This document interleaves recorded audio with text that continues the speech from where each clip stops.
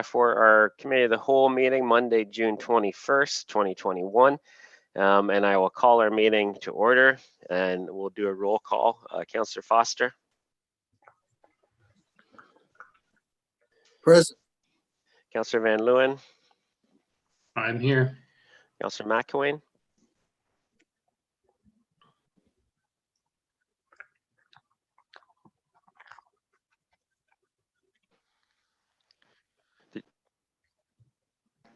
Councillor McElwain.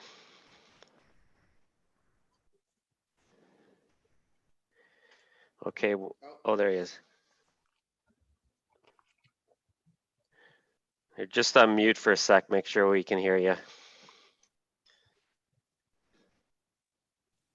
Okay, I'm here. I'm just having trouble with something. Not sure what. Thanks. Okay, Councillor Kittredge. Present. Councillor Dunsmore. I'm here. Councillor McCrae. Here. Good, and everybody can hear? Oh, everybody else okay? Perfect. Disclosure of pecuniary interest under the Municipal Conflict of Interest Act with any of the items on the agenda today? Okay, seeing none. First item we have on the agenda is presentations announcements, and I will turn it initially over to our Manager of Finance and Deputy Treasurer, Mark Bradey, and he will introduce our Auditor, Matthew. Mark. Thank you, Marilyn. I'd like to introduce Matthew Betik from KPMG. He's a partner there, and he's the person in charge of the Township's financial statement audit that's included, and I'll go through the financial statements shortly after Matthew goes through his KPMG audit findings report. So take it away, Matthew. Okay, thanks. And thanks for having me join today's meeting. In your agenda materials, there was our audit findings report. It looks like that's being shared on the screen. Perfect, so that ends that question. So I will take a few minutes to walk through some of the highlights of the report. I will presume that Council or the committee has had at least a chance to skim through it and touch on the highlights, but certainly I won't go through it word by word or page by page per se, but just hit the high points. And there will be time for questions at the end of our presentation, both for ourselves and for management. As I can get you to whoever's working the screen to go down a few pages to the executive summary. There we are.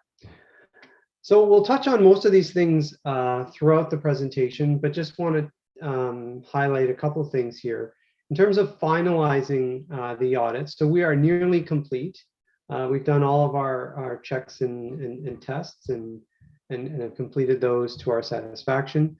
We are in the process of going through the audit findings with committee, which is this activity here, as well as we'll need some correspondence from both management as well as the township's lawyers to complete things, which we expect to be done within the next day or two. At that point, we'll be in a position to issue our audit opinion in final form, and the financial statements can be released in final form. I want to say that the expected audit opinion is a clean audit opinion. There's no qualifications or modifications, which is very good. That's what you would expect. We also did not identify any significant control deficiencies over the course of our work, which is also very good. As well, we did maintain our independence as auditors throughout. So again, these are good things. I can get you to go to the next slide. So we really can't talk about an audit of any financial statements these days without acknowledging at least the impact of the pandemic. And so, we understand it has impacted the township in a variety of ways, but we've observed certainly reductions in user charge revenue, primarily in the recreation space. We've seen changes to the number and the composition of the workforce as the township has responded to that. And we also note that there is, receipt of additional funds from the province through the Ontario State Free Start funding grants. And all of these have been reflected in the financial statements. Now, as a result of the pandemic, we did take a moment to sort of reassess materiality and reassess overall risk. And we did not identify any significant changes that had to be made. In terms of the remote conduct of the audit this year, so we did perform the audit in a fully remote environment, which means that our people performed their audit work away from the township's offices. We're really happy to say that we got all of the information that we needed from Mark and staff at the township, and it kept the audit process going smoothly. So kudos to them, and thanks to them for adapting to this environment in a way that I'm sure that was very challenging on staff. We go to the next slide. We do note that this year there was an updated auditing standard with respect to how we audit estimates. And so within every financial statements, there are a series of estimates that are made in calculating the figures.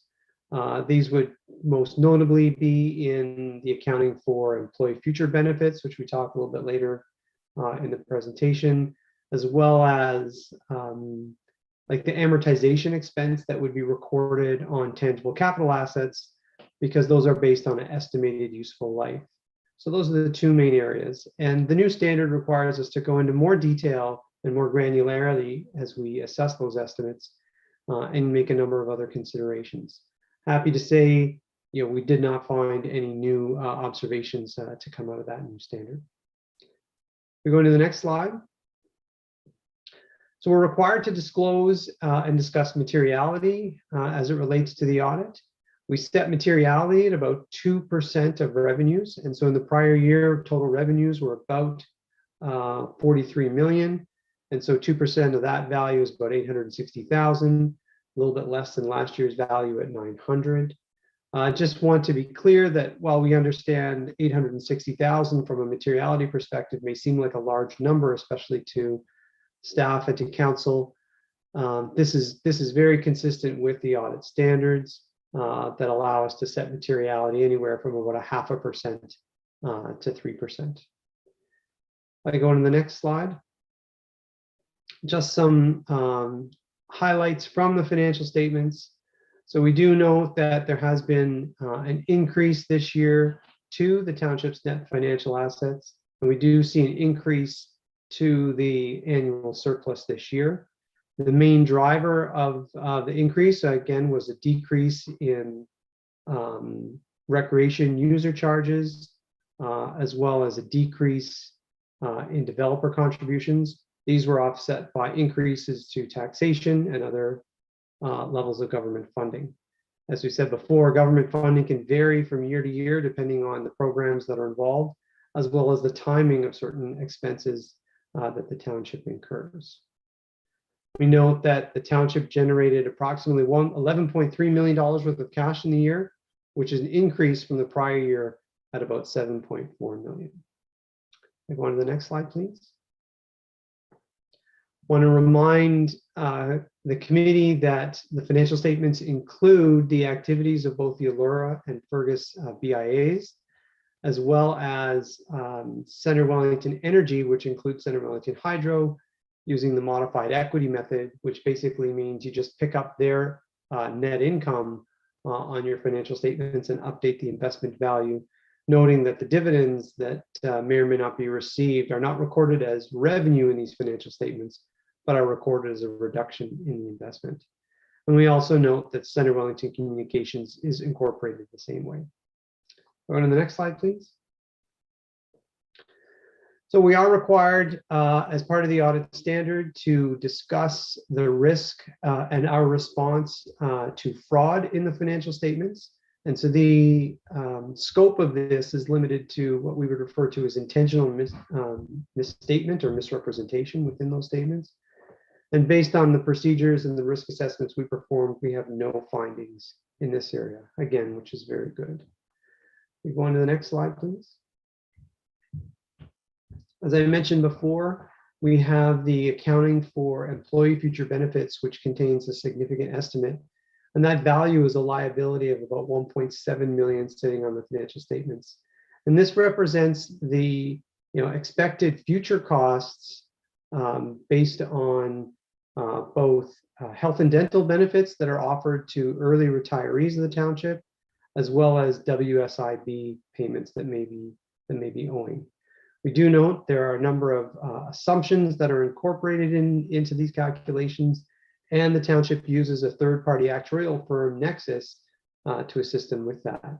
We do communicate and rely on the work of Nexus, and Nexus is a long-standing reputable firm that works a lot in the municipal space, so we're comfortable with the data that they've provided. And again, no issues or findings to come out of this section. On the next page, we talk about some of the other areas of the audit, payroll and taxation, obviously being two very significant classes of transactions. Again, we take the normal steps that we would expect. For payroll, we did have to adjust some of our procedures to reflect the impact of COVID-19. Again, we're able to get comfortable that the amounts presented are reasonable. On the next page, we just talk about the township's third-party debt. Want to make sure that that's recorded at the proper amount, and so we do confirm that with those lenders, recalculate the amortization schedules, as well as look the interest expense that's been recorded. Again, no issues or findings. On the next page, we talk a little bit about the accounting for tangible capital assets. This is the largest single item on the township's financial statements. And so there we do test a significant number of adds, so transactions that added to the TCA balance. We also look at the amortization expense to make sure that's been recorded properly. But we also look at expense accounts, certain types of expense accounts, to see that there isn't capital that's embedded in those accounts that should be properly put on the balance sheet.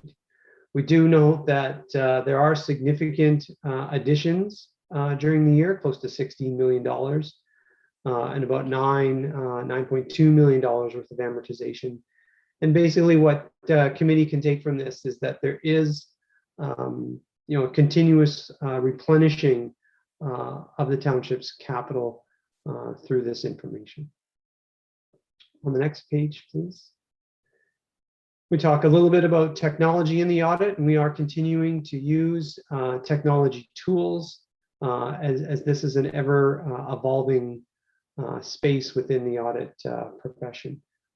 We've got cutting edge tools that look at detailed transactions, as well as other tools that are used for statistical sampling to help produce the most efficient and effective audit possible. On the next page, please. Nothing really to highlight here, so on the next. Just reiterating that we did identify one small immaterial uncorrected amount that was identified by management that hasn't been put through here. No concerns there whatsoever. And then through our work, we did not identify any corrections that were required to be made. And what one can take from this is that the information that we received was properly adjusted and presented for the financial statements. And again, this is a very, very good thing. So I think that wraps up our formal comments. There are other appendices that are included in the report, which I won't go through, but are there for your information. But again, wanted to reiterate our appreciation for staff throughout the process. It's challenging to do this work in a remote environment, and they certainly stepped up to the challenge. So we do appreciate that. So I will pass it back over to the mayor to facilitate any questions. Thanks very much, Matthew. And I'll turn it over to Mark for any additional comments. Then I'll turn it to Counsel for any questions. Thank you, Mayor. I think what might be best is if I take everybody through the report and the financial statements, and then we circle back, and any questions for Matt or we can handle at the end if everybody's okay with that. So as Dan's calling up the statements there, I'll just give you a quick run through the report in itself. It summarized the purpose of each statement in the financial statements, which I'll go through in a second. It highlights some of the major variances that are in the financial statements. Attachment A is the audited financial statements. And there's also attachment B, which reconciles the 2020 operating fund surplus of $921,676, which council may recall.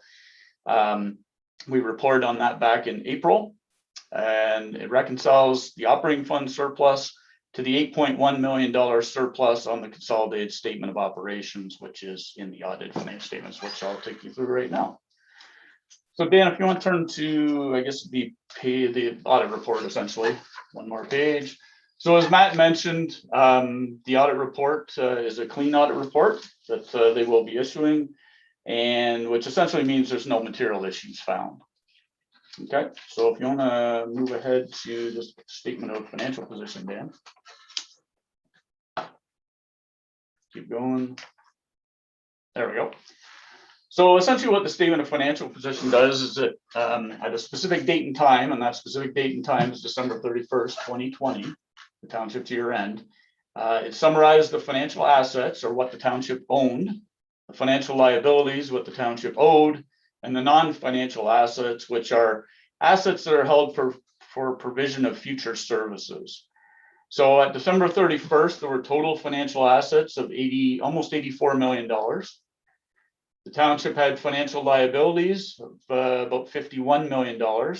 So we had net financial assets, so your financial liabilities taken off of the financial assets of about almost $33 million. And the non-financial assets totaled $237 million. The township then had an accumulated surplus of about $270 million. And the one thing to note about the accumulated surplus is this is not funds that are available for spending. Main reason for that is we have $237 million of that value is tied up in tangible capital assets. Tangible capital assets are not available to discharge existing liabilities, but they're held for the provision of future services. Dan, next page. This is the consolidated statement of operations. I think Matt highlighted a couple of things here with the reduction in revenues.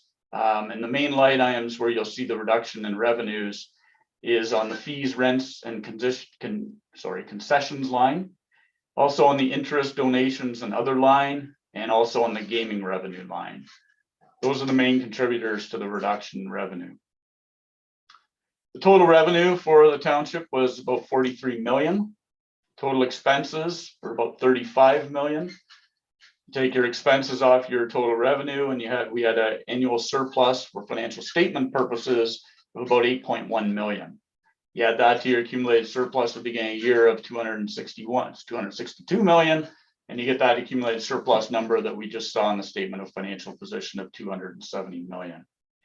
Again, the one thing you don't want to confuse here is the operating fund surplus that we talked about back in April of about 920,000 with the financial statement surplus of 8.1 million. And that's what attachment B is about in my report. It takes you through all of the major adjustments that take place to get you from the operating and capital fund to these financial statements, and also including all the subsidiaries and BIAs and so forth that get included in these external audited financial statements. Okay, next page, Dan. Next statement is the consolidated statement of changes in net financial assets. So this statement just provides additional information related to the non-financial assets of the township. And it also shows the acquisition of tangible capital assets and usage of the capital assets through amortization expense. All right, and if you want to go to the next page, consolidated statement of cash flows.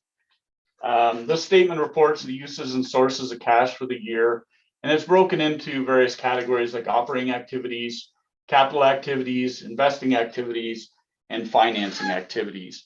And you'll see that the net change in the cash position for the year was about 11.3 million, The main reason for that is under the investing activities line there, you can see there's an increase of almost $10 million in cash. That's because due to COVID, we were concerned that we may potentially run into cash flow problems, and we were just being conservative. And also the rates of interest that we could get on GICs was in some cases initially less than what we could earn just in our savings account. So we essentially didn't renew all of our maturing GICs. Essentially, now that we are able to get better rates of interest, we are starting our ladder program again for GICs as rates are improving. So essentially, our overall cash and short-term investment balance increased by about 1.5 million if you were to combine the two together. The cash and short-term investment balances are on the statement of financial position. The remaining pages are the notes to the statements. You may have seen references to notes on the various statements that we just went through. All the notes do, they just provide details on the accounting policies used to derive the financial statements and additional disclosures on certain items that are contained in the body of the financial statements as well. So that's a very quick run through. I'll just open it up for questions, I think, at this point. Thanks very much, Mark. Thanks very much, Matthew. Questions from council?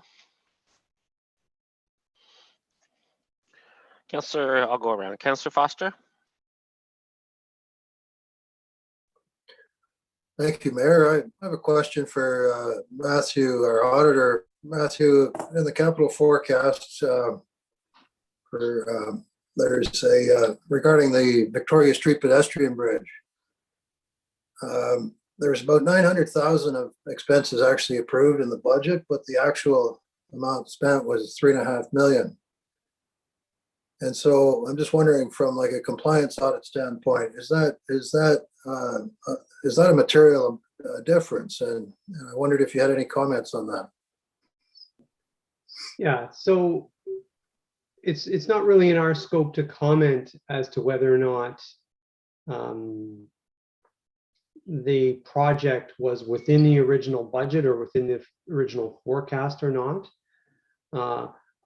We really look at what was spent, what the actual amount was, and to ensure that that's properly reflected in the financial statements. Off the top of my head, I'm sorry, I don't recall specifically that project, but if those costs were incurred during the 2020 fiscal year, they would have been subject to testing for capital in that year. So we believe that they're properly included in the statements. Again, the difference between the forecast amount and what it actually ended up costing is really sort of outside of our purview. Dan, you want to add to that? Yes, thank you. Through you, Mayor Linton. In that specific example, while the budget didn't include the entire scope of work for that project, there were separate reports to council that had approved resolutions authorizing the rest of the report. So while the whole project wasn't through a formal budget process, we have council resolutions to back up the remaining funding. Any other questions from council?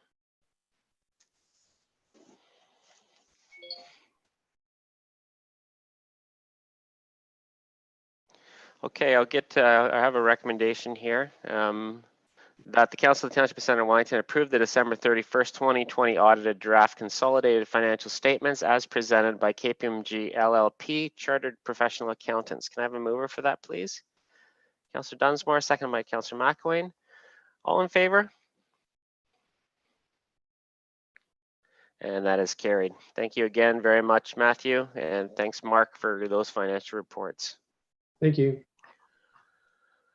Moving on to where I have a recommendation to confirm our agenda that the Council of the Township of Centre Wellington confirm the agenda for its meeting held June 21st, 2021. Mover for that, please.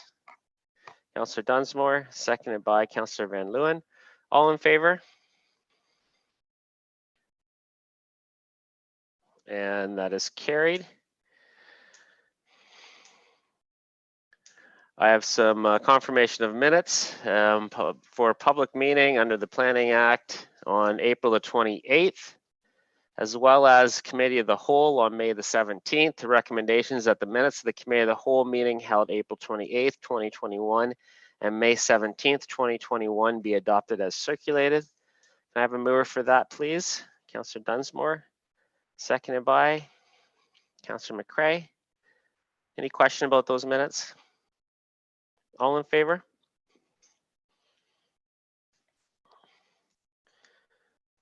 And opposed?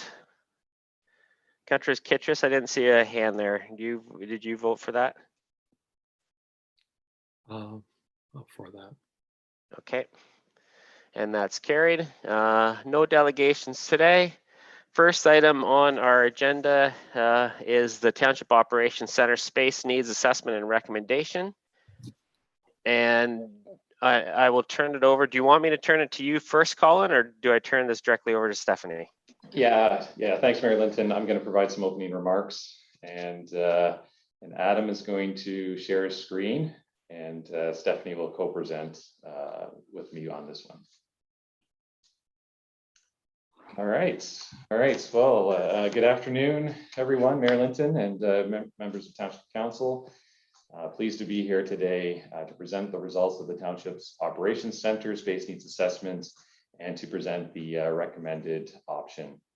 And staff are seeking direction from Council really on two fronts. First, we're looking for the endorsement of the recommended option, number 6, which is to build a new operations center on a new site. And then secondly, staff are seeking direction to proceed with a site selection process as the next step to implement the recommended option with future projects, plans, reports identified in the implementation plan and financial strategy to be brought forward to Council through the annual budget process. And so this presentation will be provided by myself along with our capital project manager, Stephanie Rossi. But we also have James Makaruk from Sterling Rossi, Jeff Miller from RDH Architects, and our manager of engineering, Adam Gilmore, on the Zoom call today. And I'll be available to answer any questions from Council at the end of the presentation. Next slide, please, Adam. So as Council will recall, there was a special Council meeting just not quite 2 months ago on April 28th to present the results of the space needs assessments, key findings, evaluation of the 8 options considered, presentation of the preliminary recommended option, as well as the conceptual design, implementation plan, and financial strategy for that recommended option. This information was previously presented to Council as part of report IS 2021-07 on April 28th, 2001.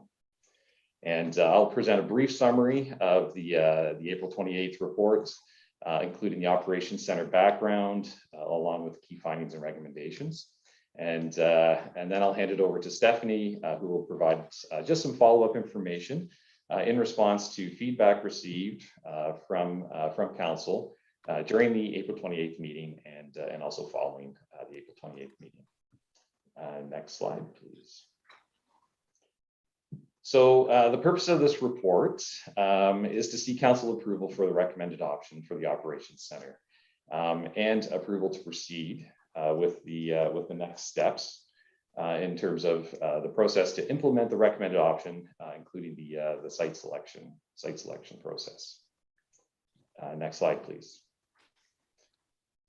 So just some background here from the previous reports, and just want to reiterate that the Township strategic plan for this term of Council states that the Township will open a new operations center.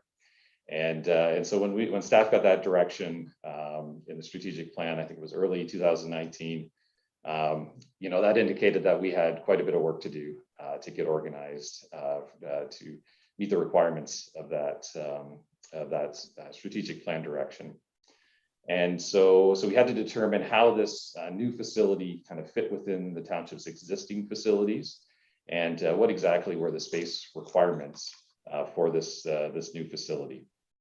And all this information, I won't go, all this information was presented back on the April 28th report to Council, and is available for review within the iCompass system. The project team has completed the detailed evaluation of options to house township infrastructure. And when we refer to infrastructure, we're really meaning materials, personnel, vehicles, and equipment that support provision of critical services to the community. And these critical services include things like snow plowing, road and right-of-way maintenance, and drainage, drinking water treatment, and supply to the community.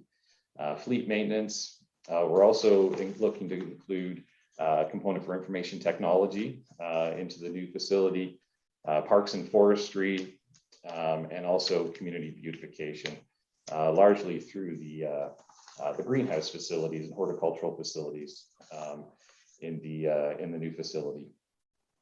And the goal of this is to develop a plan for a facility that meets the community's needs to the 2041 planning horizon. So the space needs assessment and conceptual design report summarizes deficiencies with our existing facilities, determines current space availability and future space needs.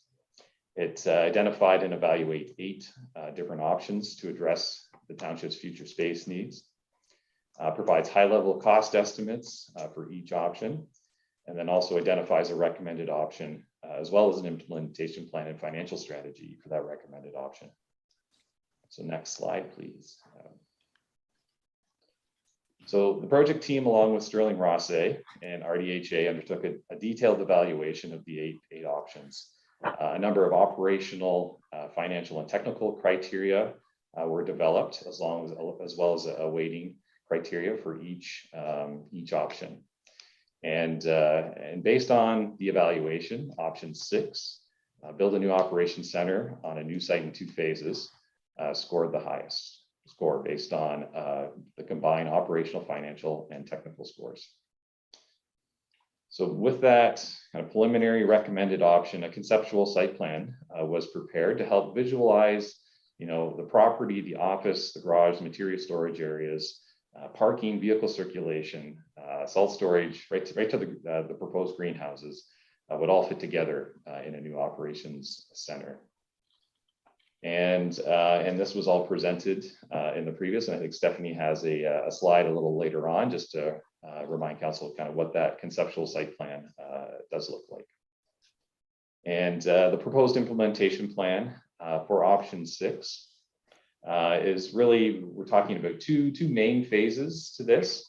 So the first phase would be within the first 5 years, includes a site selection process, design of the new facility, construction of the services, and also building the new facility and then opening the new facility.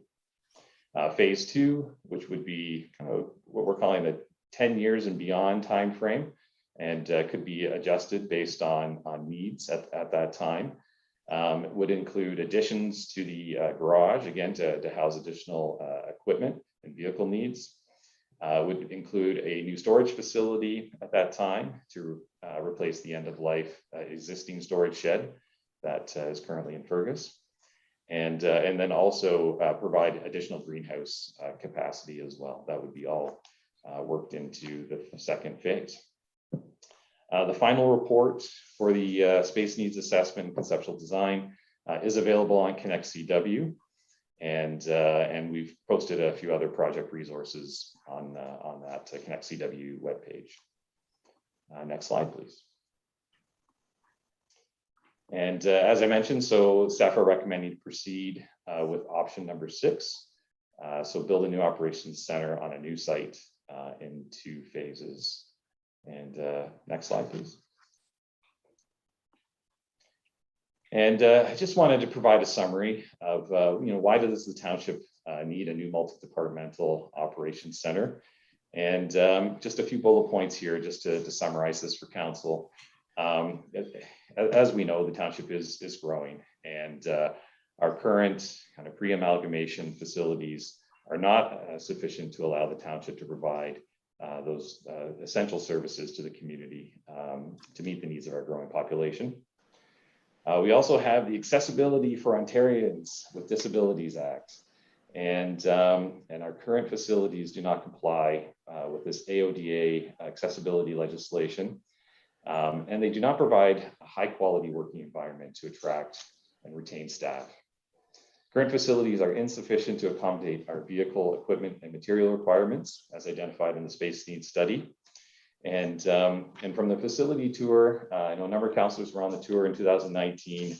Of course, we had a lot of photos of our existing facilities in the April 28th meeting.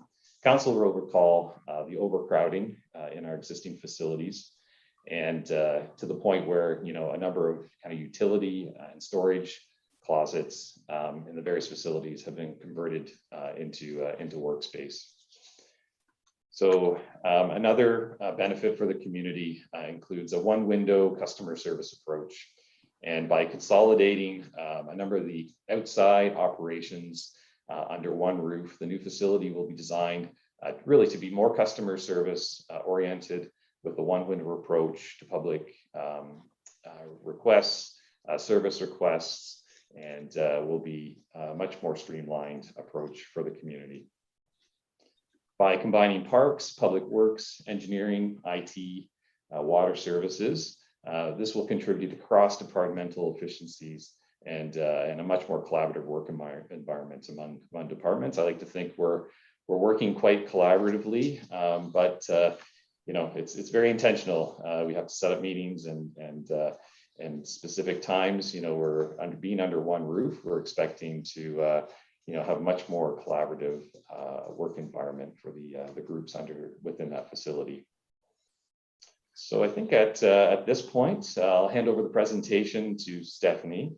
So if you want to go to the next slide there, Adam, and Stephanie will now provide responses. We heard about 6 themes from Council during the April 28th meeting, and then with some follow-up correspondence from Council after that. And so Stephanie will just kind of go through the responses to those themes. So Stephanie, I'll hand things over to you. Great, thanks, Colin. So yeah, as we heard from Council at the April 28th meeting, we basically grouped the comments into 6 main categories, and I'll go through those with you now. So one, how does the new operations center benefit the community? And also to consider perhaps co-locating with another group, an entity such as Wellington County, or the Centre Wellington Fire Rescue Services Group. There was also interest in hearing more details on the potential cost savings of the new operations center, and also to find out more about why our existing facilities are in the current state that we find them in today. And there was discussion about staff working from home and interest in those considerations, as well as highlighting of the importance of environmental sustainability issues. Next slide, thanks. So looking at the many benefits to the community that a new operations center can provide, one of the main items is that it would build additional capacity for our continued and consistent delivery of services in order for us to be able to continue meeting the increasing needs of our growing population. Another main benefit is that it would help to improve efficiencies of operations, and that would also help to avoid service interruptions to those critical services that we all depend on. Things like plowing, mowing, salting, sanding, ditch maintenance, and provision of drinking water. And as Colin had mentioned, by grouping the multiple departments of our various operations groups into one facility, we would include under one roof Parks and Recreation and Forestry, Public Works, and Water Services, and grouping all of those different operations together really provides a convenient one window drop-in point for public inquiries. The new facility would also be up to current standards for accessibility and gender inclusiveness. And so that would allow visitors with special mobility needs to be easily accommodated at the new facility. And it would help also to improve visitor safety. The site layout would be very strategically organized so that the visitor parking areas and the public access points would be kept separate from the large vehicles of our operations equipment. Those would be on a separate circulation route, and those two routes would not cross, and that would really help to increase the safety of our visitors accessing the facility. Next slide, thanks. The new facility would allow us to incorporate modern technologies right from the outset into the initial design and construction. So a benefit of that to the community is that we would have things like modern meeting rooms with built-in technology, and those would be large spaces that would be suitable for public meetings, information centers, that sort of thing. And being that the facility is earmarked to be located close to the population center, it would also be a convenient location for our public to drop in and visit us. There would also be potential to include various green features for the public as well. Things like visitor parking spots with electric vehicle charging stations, storage for bikes if people want to kind of be healthy and green and bike into the facility. That would certainly be accommodated, as well as other green initiatives like having outdoor planting areas where we not only grow our urban tree canopy, but have those planting areas and those greenhouses easily accessible to public and visitors in our horticultural society to be able to pick up plants as needed and transplant those to other areas of our community. We would also have the feature of a new bulk water filling station located at the new facility. And once the new facility was built, it would allow us to relocate staff from our current overcrowded facilities, one of those being the waterworks shop that's located in downtown Fergus on Queen Street. That waterworks shop is actually right on the banks of the Grand River, and it's also adjacent to the existing Confederation Park, which has a nice community trail running through it.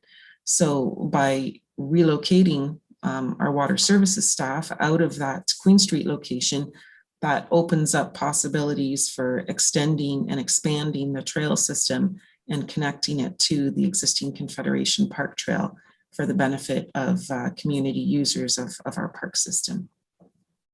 Next slide.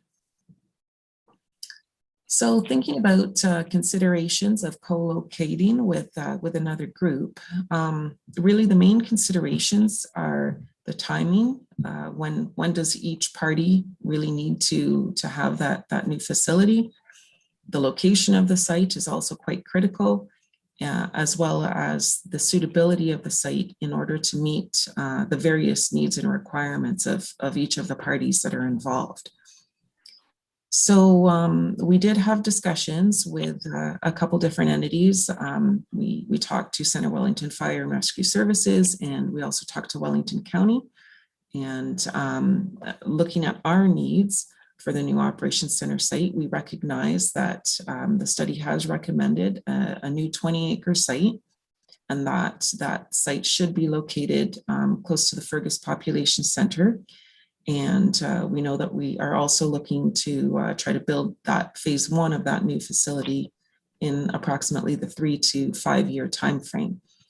So looking at the county's needs, they have advised that the replacement of their Elora garage facility is not actually even in their 10-year budget.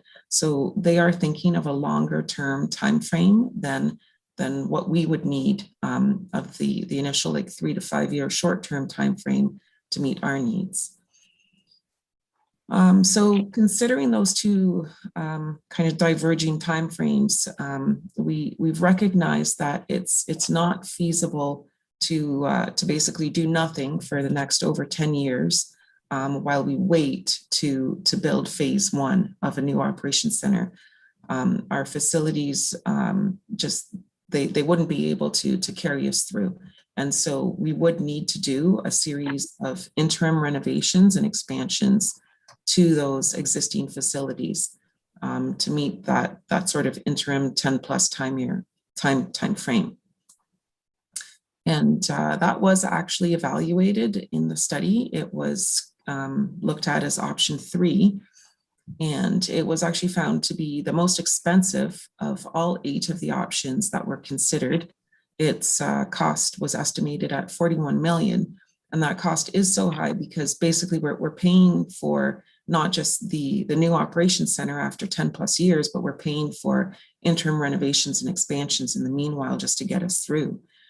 So looking at all of the considerations of financial, operational, and functional criteria, we found that option 3 was actually the second lowest scoring option at 48%. It ranked just slightly above the do nothing approach, which achieved a score of 44%.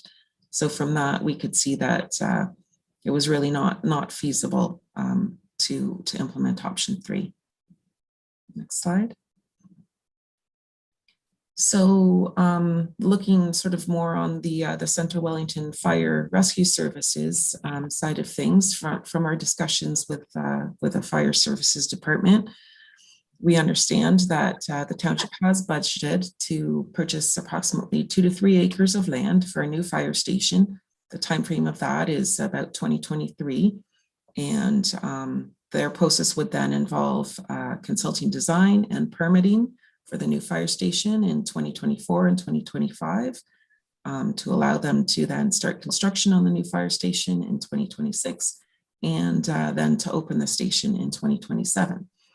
So looking at that time frame, it does actually seem much more compatible with the time frame that we have in mind for the recommendations for the new operations center for our site selection process and phase 1's construction in the 3 to 5 year time frame.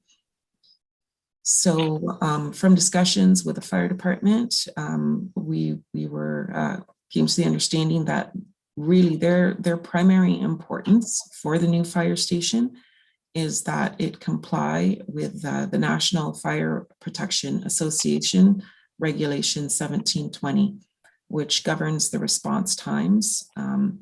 And it was really critical for them to continue to be in compliance with NFPA 1720, because as the population grows and the township expands, they still need to be able to meet their regulated response times. So the Fire Services Master Plan looked at all of that. That was done back in 2017. It came up with a few different options, and the recommendation was that the new fire station should be constructed on the north side of the Grand River, seeing as both of our existing current fire stations, one in Ferguson, one in Elora, are actually on the south side of the river. So the new station was to be on the north side of the river, and it earmarked a location of Colborne Street and Gary Road, that sort of area. And we will certainly have continued discussions with Central Wellington Fire and Rescue Services as the site selection process moves ahead. And we see benefits of co-location, and we are open to continuing to pursue the option of co-locating as this process unfolds. So looking into some details on cost savings, we do recognize that this project is currently still at the very initial conceptual stage. And so we understand that it's not really accurate to quantify cost savings at this point. However, we can appreciate that a modern new operations center facility is certainly anticipated to be more energy efficient. And that would result in several different cost savings, operational cost savings. And I'll run through the highlights of some of those. So one of the main items is that the new facility would be much more energy efficient. building and designing it from the outset to include energy efficiency systems such as heating, ventilating, and air conditioning, and also modern new materials, which are just better designed, better energy efficient, things like better insulation, well-sealed windows and doors. All of those types of items combine together and help to reduce overall heating and cooling costs for the facility. Technology has also come a long way in the last 50 or 60 years. Our older buildings really did not have technology incorporated into them. But a new operations facility would allow us to integrate smart technologies into the design of the building, so we could essentially automate our building systems and improve communications as well as data management right from the outset. The new facility will also let us optimize the site design and also optimize the facility layout, so we can really come up with the most advantageous operations circulation route.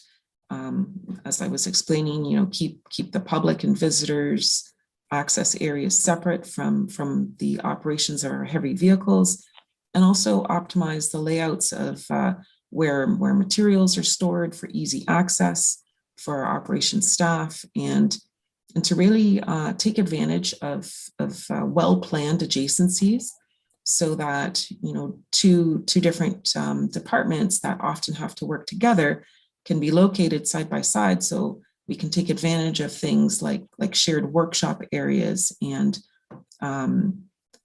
having our different departments better work together with an efficient layout, and that will help decrease travel time and improve operations efficiencies as well. So one of the really big benefits of a new operations center is the additional space that it will provide, and that will really help to eliminate overcrowding. And along with overcrowding, we recognize that there's various risks and hazards that come along with that. Trip hazards, having stuff stacked up that can fall over, and also just the number of vehicles and equipment that we have right now that we're still trying to fit into those same small garages from 50 or 60 years ago. We find our operators are having to shuffle vehicles and equipment around just in order to get access to the item that they need. All of that takes additional time, and we would be able to eliminate that and have much more efficient storage with the new site. Another important consideration is implementing modern site security and access control, and having that sort of thing in place really helps minimize theft and vandalism, and the associated costs that would come along with those potential losses. Another very, very good benefit is we would be able to store vehicles inside, and that really helps to reduce the exposure of the vehicles to the elements and to weathering, and that helps to extend the vehicle life, also to reduce maintenance costs, and by extending the service life of the vehicles, we're reducing the replacement costs of the vehicles. They don't need to be replaced as frequently, and they take less maintenance during their lifetime as well. So we help to save costs there. Another big benefit is having on-site maintenance bays to serve multiple different departments. Grouping the vehicles and equipment together for our operations and having the mechanic and the maintenance right there on site, it really reduces vehicle downtime. It'll save on travel time, and all of that helps to save costs. Also, including modern wash bays in our facility will really help to keep our vehicles clean of road salt. That helps minimize rust. That in turn helps to extend the vehicle service life, reduce replacement costs, decrease maintenance costs. And having a modern wash bay is also a great benefit towards health and safety. New wash bays have raised platforms like built in, so that operators can access the upper areas of the large vehicles that they're using, so that they can keep all of the areas of the vehicle clean. And those raised platforms would also have the proper guards in place so that they would be safe and effective for operators to use, and that would help to decrease costs. So looking in general at the state of our existing facilities, we recognize that we do have a range of facilities of different ages of our various works garages around the township. The oldest of those facilities being our Fergus East Works Garage, which is approaching 50 years old, as well as our downtown Fergus Waterworks shop, which is actually over 60 years old right now. So we are cognizant of the fact that works garages expected life is approximately 50 to 60 years. And so certainly those two oldest facilities in the Fergus area are essentially now at the end of their anticipated useful service life. So although we have done regular maintenance to those facilities over the years, and they have generally been kept in an acceptable state of repair, what we're finding is that given the age of the facility, they deteriorate over time. They are also built to very outdated standards. So in the interim 50 or 60 years that has gone by, standards have greatly improved for things like gender inclusivity, accessibility, energy efficiency, and also just the general organization of things like circulation routes and proper storage, flexibility of spaces being built in from the design stage. All of those types of elements are very difficult and costly and disruptive to sort of retrofit in a facility overhaul of an existing building that's of that age. And so what we're finding with those older works garages is really they are just simply at the end of their useful service life. And we've also had in the township budget for quite some time now, we've had a line item for that new operations center. So in recognition of that, staff have they've been reluctant to complete any major renovations or facility expansions, knowing that we are anticipating a new operations center facility to come along. So in the interim, we've tried to be fiscally responsible and have implemented lower cost interim measures for repairs to extend life as we could and wherever possible, rather than implementing very costly, expensive retrofits, and those retrofits also recognizing that they are often quite time consuming and disruptive to staff operations and to the delivery of services. Because if you can imagine overhauling a new facility to try and bring it up to current standards, you know, even just getting rid of a stair up to a second floor that's inaccessible, how disruptive that would be to staff, and to be able to continue operating, it would likely mean having to relocate staff out of existing facilities and come up with like interim alternative spaces for them to be able to continue being able to deliver services to the community. Next, thanks. So looking at considerations of staff working from home, we outlined various advantages and disadvantages of that in the study. And but we do recognize that for an operations center in particular, the work staff from our groups of like public works, water services, parks and recreation and forestry, those operators and those field staff, as well as their supervisors, they really need to be on site at their workshops, using their garages and equipment in order to be able to deliver the services that we've all come to expect of them. So many of the staff from those departments that are to be housed in the new operations center, those staff just are not able to work from home. And so we looked at that, and we found that those staff really do need to come into the facility in order to be able to effectively continue delivering services.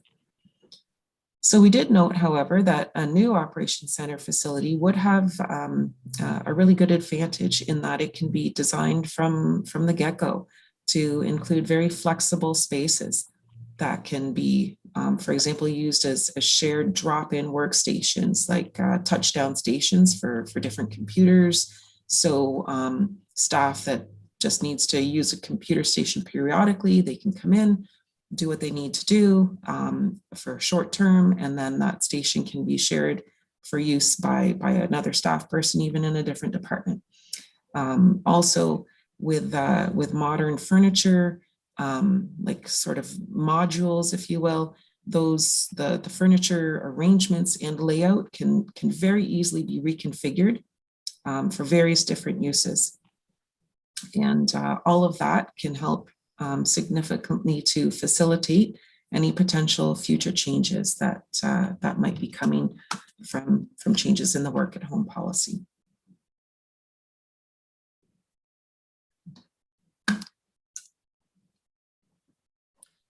So looking at the importance of environmental considerations.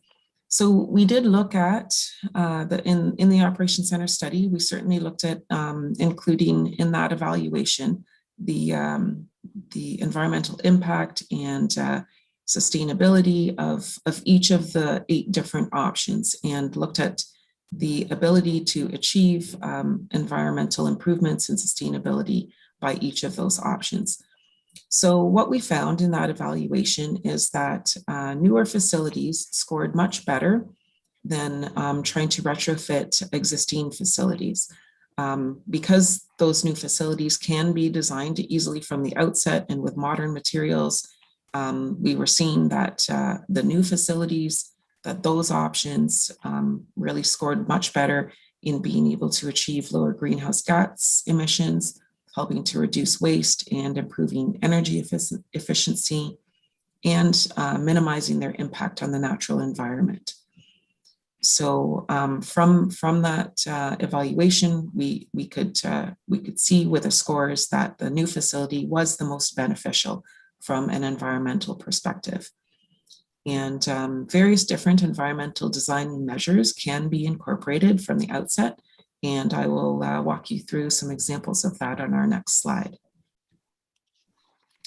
So we see here our conceptual site plan layout for option 6, which was presented on the April 28th meeting. And the white areas with a solid black outline, those are the phase 1 construction, and the grayed areas with the dashed lines, those are phase 2 construction. And we've highlighted on here some various different features for environmental sustainability and energy efficiency measures that can be easily incorporated into a new site design and also new building design. So some site features would include low impact development to help protect water quality on site, things like oil grit interceptors and water quality treatment for vehicle wash water or melt water. Also potentially to include a naturalized stormwater management pond on the site, and other outdoor initiatives like our outdoor planting areas to help grow our urban tree canopy, which also helps to improve air quality. Other things like including salt storage with interior loading would help to mitigate groundwater impact, and to potentially include electric vehicle charging stations on the site for our fleet. Some building features are using things like modern building materials with a high recycled content, incorporating high efficiency heating, ventilating, and air conditioning systems to help improve air quality and also to help save energy and save costs. integrating smart technologies and automated building systems right from the outset, using things like low flow toilets and fixtures to help conserve water, and potentially implementing rooftop rainwater harvesting systems with on-site storage for that gray water, and then potential reuse of the gray water as wash water for the new wash bay.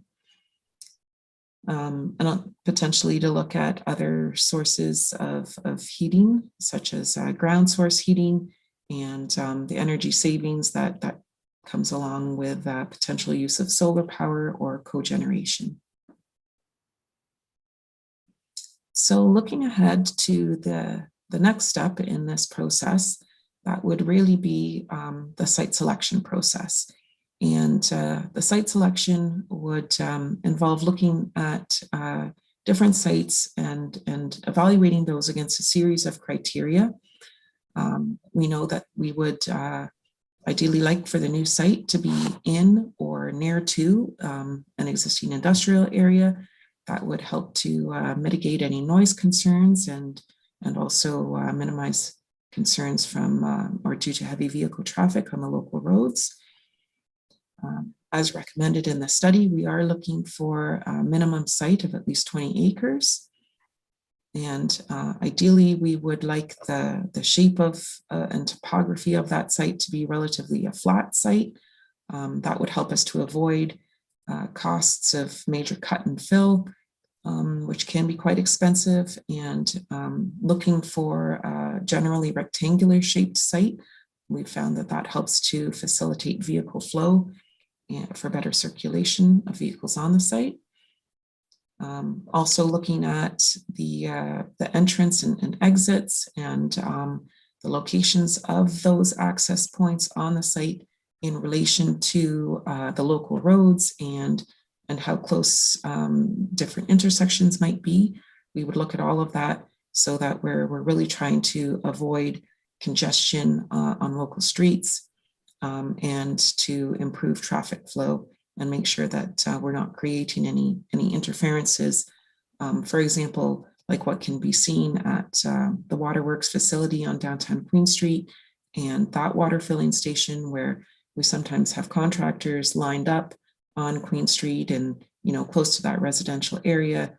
And when it's quite busy, contractor vehicles can be lined up on Queen Street to try to access that existing water fill station. So all of that sort of thing would be considered, as well as some other items coming up on the next slide. So we would prefer a location definitely to be close to the densely populated urban center in Fergus. That helps to minimize crew travel time and that improves efficiency of operations.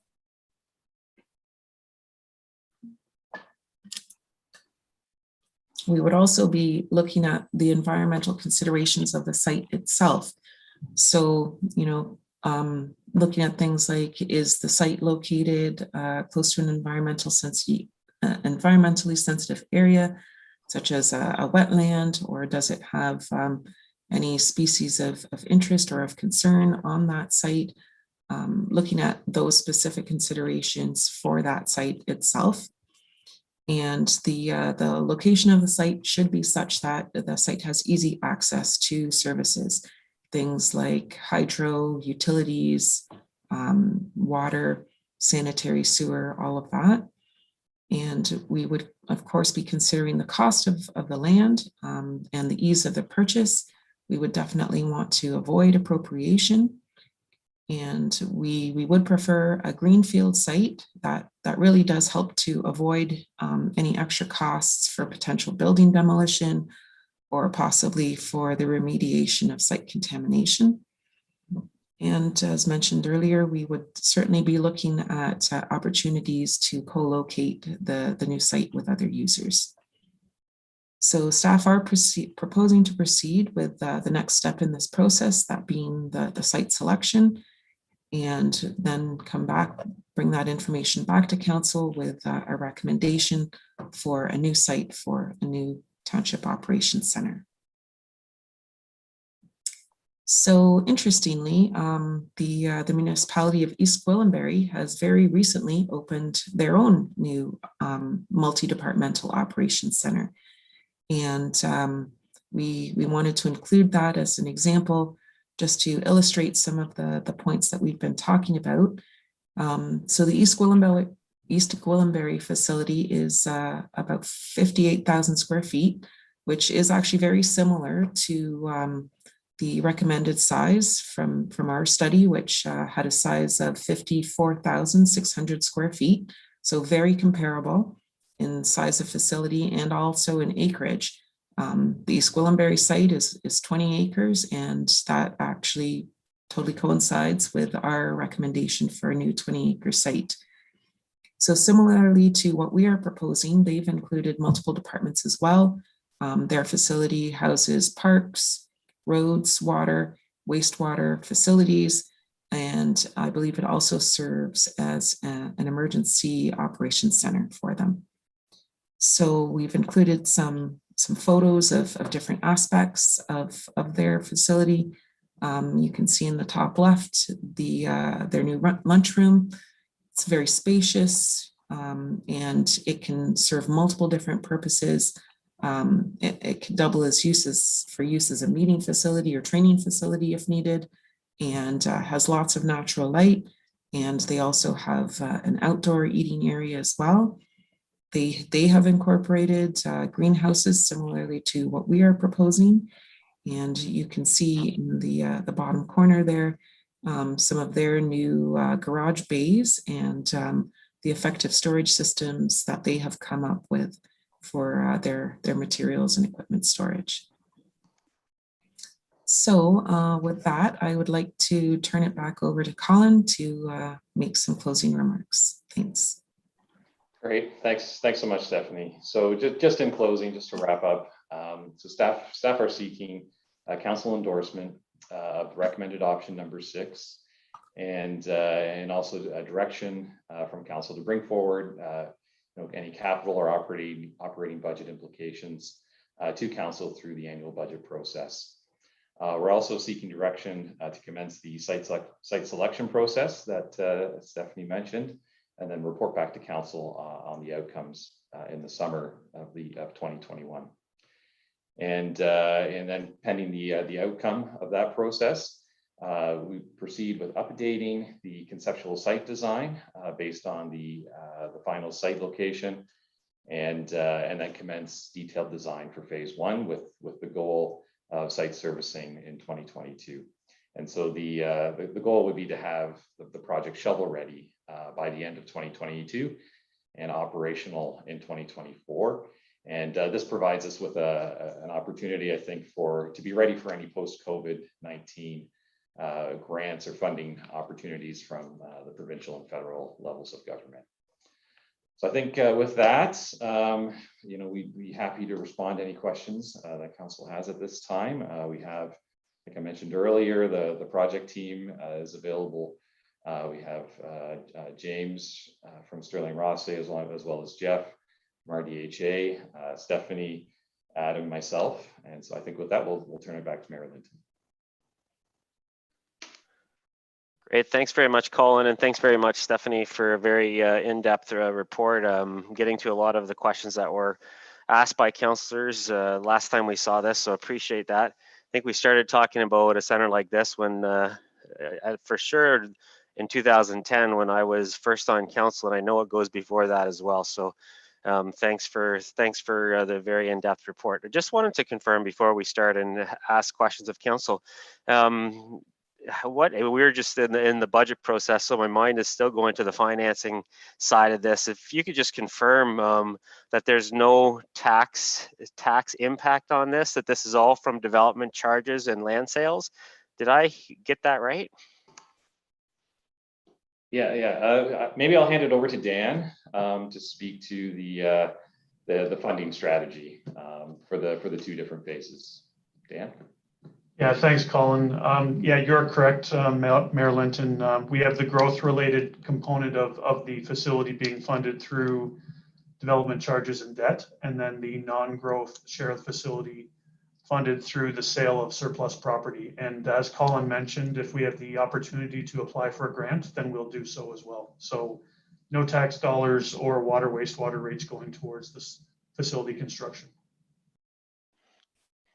Okay, thanks for clarifying that, because I realized that non-growth would be not covered by the tax, but I wanted to clarify that the remainder, the growth component, was going to be covered by property sales. So appreciate that, and appreciate the work that staff did to make it that way. Okay, so I'll open this up to questions from council. Starting off, Councillor McCrae. Thank you, Marilyn. I agree we need to proceed with this project. Retrofitting buildings that are near or the end of their useful service life just doesn't make sense from a cost perspective. I see this as an opportunity to consolidate and centralize staff and resources, which is a cost-saving measure. Also, it allows for cost reduction through economies of scale associated with departments being under one roof, means less duplication of equipment, supplies, and staff. Also, it eliminates redundancy in terms of stocking supplies and other equipment for various individual facilities. So I think overall this is a win-win. Thanks, Councillor McCrae. Councillor Dunsmore. Yeah, I had questions, Your Worship, about the tax implications of this, and it's good to know that it's coming out of DC charges, but there are some offsetting tax implications, because we've got some very old dilapidated buildings. I mean, that first year of council where we went on a tour of some of those buildings, it was an embarrassment at the state and what they're in, and especially when it comes to recruiting people, accessibility with, and those buildings are just out of date and aged, and to put everything under one roof in new buildings, I think is a smart move, and to have it done without tax implications is great. But once we sell those buildings off and we no longer have the daily operation costs of those defunct buildings, I think there will be a good savings there. So I'm appreciative of this. I think it all hinges on location, and I want to make sure that we get that process right and make sure we select the right area so that we maximize those savings. Thanks, Councillor Dunsmore. Councillor Kittredge. Thank you, Mayor. I said what I had to say the last meeting. I put in some comments. I don't believe that these comments were fully addressed. And I'd like to just sort of say, I was lectured at one time by a local newspaper, the difference between needs and wants. And this is a classic demonstration of not distinguishing clearly between needs and wants. I believe that the KPMG report that we helped finance with the county presented that we should be working together for cost savings, and that cooperative effort should be made a priority. And we have not done that in this. Option 3 is, with $41 million, actually cheaper than the $27 million because the costs are shared with the county. And so if you have the 41 million, and if you take the 4.6, which was to repair the old facilities, you would be to 3.64. Half of that, which is shared with the county, is 18.2 million. Add the 4.6 and you have $22.6 million. And so McCrae, Councillor McCrae, this is not actually a savings. It is actually costing us more money, almost to the topic of $5 million. But of course, if it's a want, then we want it now and we should have it now. Third, strategic plans. When this was first presented on our strategic plan, it was presented and it's documented at $6 million. This is 450% more. And when you have strategic plans and you have this radical difference in the strategic plan, you reevaluate the strategic plan. You don't just do it. But if you want it, of course, if it's just a want and you have it at any extent, you don't reevaluate. And this is what the private sector does. The private sector does this, is called a fiscal emergent plan. When the change is so radical, 450% higher than it was on the strategic plan, then you do that and you discuss that, whether this is the plan that we should do right now. Number 4, I believe that this should be deferred because we are borrowing all the money and the interests on that will be significant. Nobody in the private sector, all the citizens, when they want something, they save a little bit of money first and then they do the project. This is not a responsible response that all our ordinary working tax-paying citizens do. And if you're in the private sector as a business, no bank will give you that money because they want you to have some skin in the game and they ask you to put forward some money. But of course, if you're the government and you can just borrow money for the full cost and have nothing down, you're above that. But in the end, you're paying more money with the interest. We had, when this was presented, 2 days before, discussion about attainable housing. It was also on the strategic plan, and there was outrage. 3 citizens came, one also from the county, who I've also just talked about attainable housing with. But I don't see any money coming forward for that. I don't see $27 million being borrowed for attainable housing, which would alleviate a giant economic problem and also help the citizens directly, that even if they're renting, they're paying taxes to whoever the person owns that rental.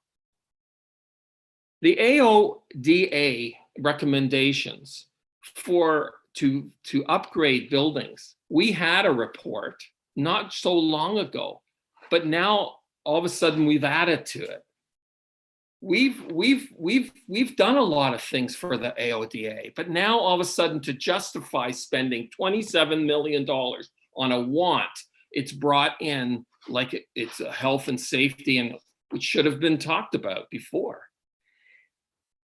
I have some grave concerns that, and they mention it, that because this is a want, and spending $27 million and borrowing all of it, that really the staff has been neglecting. They said so that they have not improved the buildings because they knew that they wanted an operational facility. It said so in the document. And I have concerns about that. And that's why I believe that this should be deferred. I believe the option number 3 should be considered more seriously because it saves money for our part. And I believe that also the land recommendation here, the land recommendation that we purchase land, we just purchased, which we also are borrowing all the money, $3 million and the interest on it, we have land. So why is that even, it's flat, it's good. And if we had done with the county, they have land also, but we haven't considered that in the calculations here. So those are my comments. I would like a recorded vote on this, and that's what I would like. Councillor McElwain? Thank you, Mayor. First of all, I guess I agree with Councillor Kittredge. The county's County of Wellington and member municipality service delivery review final report had share public Works Facilities as their number one recommendation. So I can't believe that the township and the county are both willing to ignore that for this situation and not have any discussion at all about negotiating a time when both of them will be happy instead of costing the residents, because we were already paid 40% of that report. And so I just think we should be trying to save that money. And as Stephen said, the 43 million includes the full cost of the building, whereas if we're sharing it, obviously the building may get bigger, but it's still not going to cost us the full 43 million or whatever the dollar amount is. So I do agree that we should be revisiting that. I also echo the whole concept of not having been doing the maintenance. I just I guess I have a question for Stephanie or Colin, I'm not sure which, but the part of the justification is that all of the bay doors on every facility have to be changed, and there are windows that need to be changed, and there is flooring that has asbestos in it. I'm assuming, given that we're using these facilities for the next 15 to 20 years until phase 2 is complete, we're still doing all of those changes. And so is our policy to not do maintenance on the buildings and just let them die after 50 years because that's how long they're rated for? I don't really understand how everything is falling apart at the exact same time, one building being 60 years old and the other one being 25 years old. And why we would let our employees work in a building with asbestos in it for this period of time. That's something we should have been doing that maintenance over time, not waiting until the last minute. Then I also have questions about some of the other criteria, such as file storage and the IT system. Another part of the KPMG study for the county said that we should be exploring common IT systems and resources across the county and/or member municipalities to move towards a digital economy. And part of that included records management for better service. It says municipalities and other public sector organizations are increasingly moving towards digitization of services and activities to assist in optimizing business processes. Well, why do we need to increase our storage facilities and increase our IT facilities if we go into cloud computing, et cetera? So I agree with Councillor Kittredge that I think we're getting ahead of ourselves here. There are other things that should be considered and aren't being considered, and we really should defer this until we have some good answers on all of these things, and really go back to that KPMG report from the county and focus on it and try and find ways for savings. Thank you. Councillor Van Leeuwen.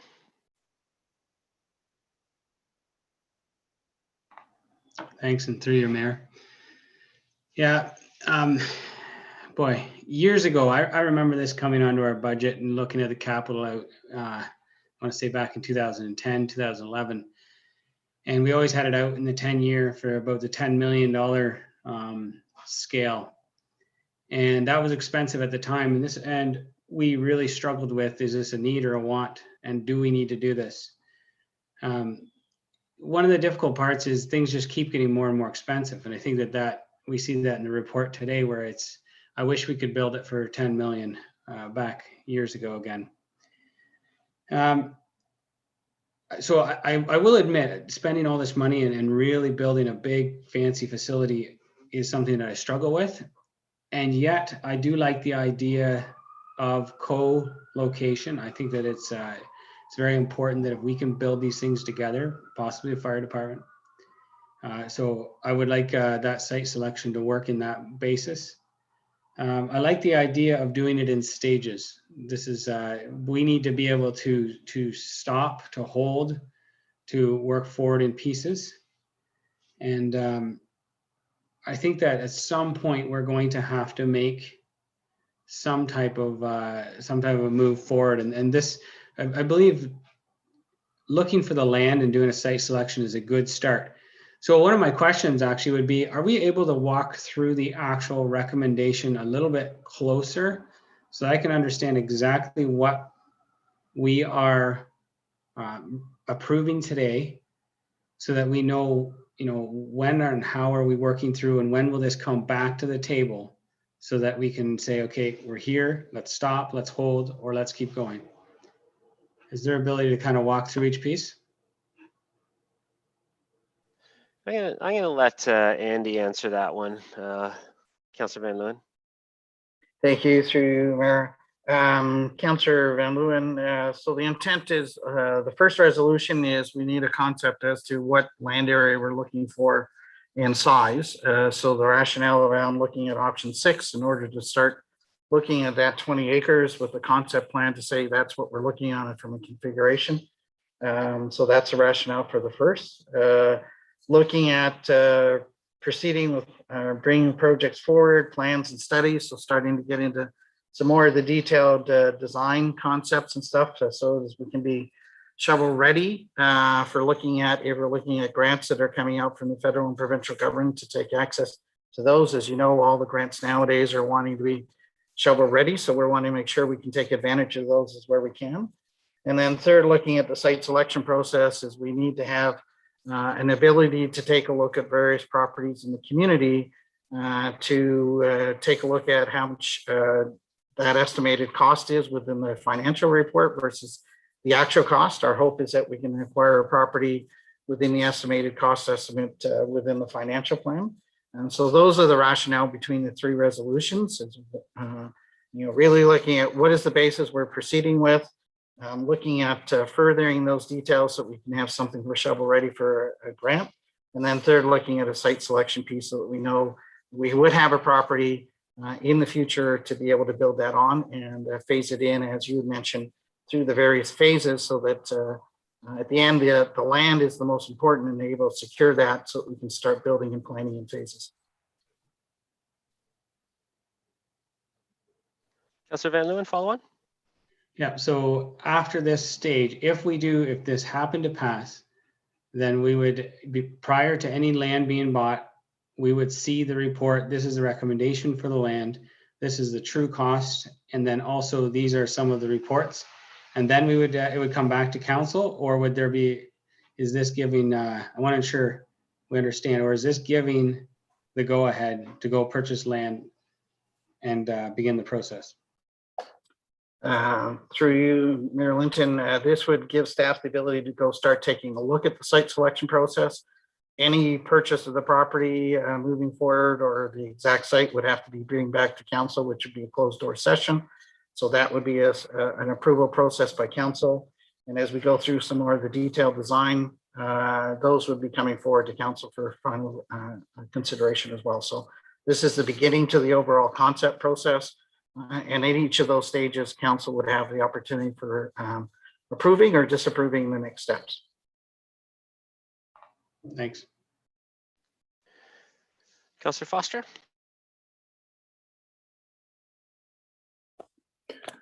Thank you, Mayor. My view on this matter is this is a $27 million albatross. It's going to saddle our community with a $27 million debt load. Whether that debt is paid for from DCs or tax is immaterial. If the money is committed to this project, it can't be committed elsewhere, including a bypass road or other important growth-related infrastructures. This is an albatross because here we are talking about cost savings. So Stephanie gave us a great report, but said something like cost savings can't be quantified, and yet we're using cost saving as a reason to actually do this. That does not square up with me. If we're going to use cost savings as a rationale, we need detailed cost figures that prove there is actually going to be cost savings. I don't see how you can pay a $27 million loan off when there's $1 million of interest a year or more with savings from heating bills for the building. That is simply false. It has to be false. Furthermore, it's a long way from Fergus to Inverhaw while driving a snowplow in a snowstorm. So I actually foresee increased labor costs as a result of centralizing our operation in one spot. We currently have 4 works garages dispersed across a very large community. It's 33 kilometers from Inverhaw to Bellwood. It has never made sense operationally to centralize it in one spot. Picture, if you will, the a snowy day in January, and the snowplow operator is going to have to load up in North Fergus or wherever it may be in Fergus and drive across the community to the 8th of Pilkington. They're going to plow and spread the sand. Within an hour or so, they've got to come all the way back to the shop and fill again. They're going to spend more time going back and forth to the operations center than they are plowing or patching potholes. Furthermore, let's consider what happens here. Every workday, the workers show up and they get in a truck, whether a snowplow or a pickup truck, and they go out into the community and do work on our infrastructure. In other words, most of the work does not occur in this building. It occurs out in the community, on the roadways, in the parks, on the pipes. This is this is why I think this building is an albatross compared to what we have already, which is 4 buildings spread out across the community. It's working well generally. My view is that we ought to have renovated the buildings we have. This morning at the budget meeting, we talked about the loss of $1 million of home funding over 10 years. And that is a concern and justifies the reason to raise taxes. And yet here we are and have no qualms about adding at least $1 million worth of interest onto our budget, because that's going to be the cost to carry $27 million loan. That is simply ridiculous. This building is an albatross and I vote against it. And I think we should defer this matter and refer it back to staff for greater analysis on retrofitting the 4 buildings we have. And I'd like to make a motion that we do so. Okay, so I'll say my piece, and then we'll come back to you, Councillor Foster.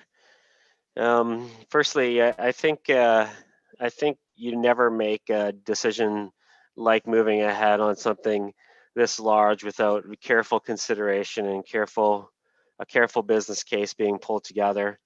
So I really appreciate the work that our staff and our consultants have done on this. You've gone above and beyond with the level of detail included in this report. You know, you've responded in a detailed way to questions that have been asked by members of council in our previous session. So I appreciate you taking the time to do that. Because at the end of the day, obviously, everybody recognizes this is a council decision. So I just want to talk a little bit about that. But initially, I wanted to make sure that we thank our staff for the good work done. This is a really well done report, and I appreciate it. I know members of council appreciate this report. Firstly, this is a need. There's nothing that's more clearly a need than something like this. The operations that would be done out of this facility are core mandatory services. These are not discretionary services that a municipality may or may not do. These are services that a township must do. So this is a core service. I don't think it takes a rocket scientist to take a look and visit some of the sites that we have right now. To answer the question, do you think there is a need for change in the facilities that our staff are required to work within? And for anybody to visit those facilities and to come out with the assumption that this is a want, I'm not sure where that could come from, because this is something that's absolutely critical. It's not meeting our needs in 2021. Imagine 2041. and we're building to 2041. This is a time for council to be visionary. There always comes those times when a council has to make decisions on things that fall outside of their political cycle. There's a need to make a decision in this case for something that falls outside of our political cycle. This isn't about politics. This is about making sure that we're investing in a community that is going to be 50,000 people by 2041. And we have to take our jobs as leaders seriously on that front. A couple comments about the county. I've had conversations with the mayor of Mapleton, who has a joint yard with the county, and I invite councillors to reach out to the mayor of Mapleton to see how much of those facilities are actually shared and how much the cost was shared. Because just taking a figure and then saying 50% paid for by the county and 50% paid for by the municipality, there's no accuracy to that being the way things actually work. Another comment about the county: the county is a federation of 7 municipalities. You know, we need something within 10 years. The thought about us not doing anything for 10 years would be irresponsible in my mind. But if you think that Center Wellington will jump the queue and get an operations center among the 7 municipalities in something that isn't even in our 10-year capital forecast at a county, that just doesn't happen. So staff already talked to you about their conversations with the county. That isn't something that is likely. I recognize that the KPMG report talked about that being an area where we should look at streamlining, and I think it's good that we went down that process, but the timing just doesn't line up. And I think what is really, really critical is that we will be able to do this without an increase to the tax rate, to make sure that growth pays for growth and make sure that we're leveraging existing land sales in order to facilitate the cash to make this happen. That's really good. That's really good work by our staff who recognize the challenge in adding this to the tax base. That's not what we're talking about, and that's really, really good. So I think this is something that is definitely needed in our community, definitely needed, and we have to take seriously that we're growing here. And it's really important to me that our staff have places to work and our equipment is stored in professionally designed facilities. This is not about going above and beyond when it comes to a facility. It's going to be very practical. It's going to be very efficient, and I think it's demonstrated by our space needs study that this is something that we absolutely need right now. So I think this, in my feeling, my opinion is this is something where council really has to take a leadership position and say, this is what we're going to be needing, and we're looking after this community to 2041. So I think we had some good discussion about this, and I think I'm going to read the recommendation, and then we'll make sure that we do a recorded vote on this front. Point of order, Mayor. Oh, right. Yeah, I forgot about that, Councillor Foster. I'll turn it to you. You had a motion that you wanted to talk to. I'll turn it back to you, Councillor Foster. Thank you, Mayor. As I stated early, this building, in my view, is not a need, it's a want. It's actually an albatross. It doesn't take a rocket scientist to figure out that when the roof is leaking, Point of order, as it Councillor was Foster. 7 years Point of ago, order, that you Councillor should fix Foster. it. Point of Yes. order, Councillor Foster. I'm turning it to you to do a motion. You don't have to repeat everything you just said a couple minutes ago. Okay, we know how I you haven't feel done about so, this. sir. So please get to your motion. Your worship, I'd like to make a motion that this matter be deferred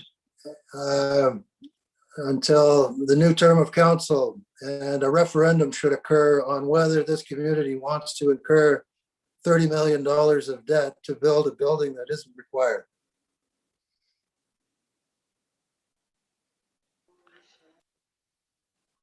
So I just have to confirm what Motion you're. made.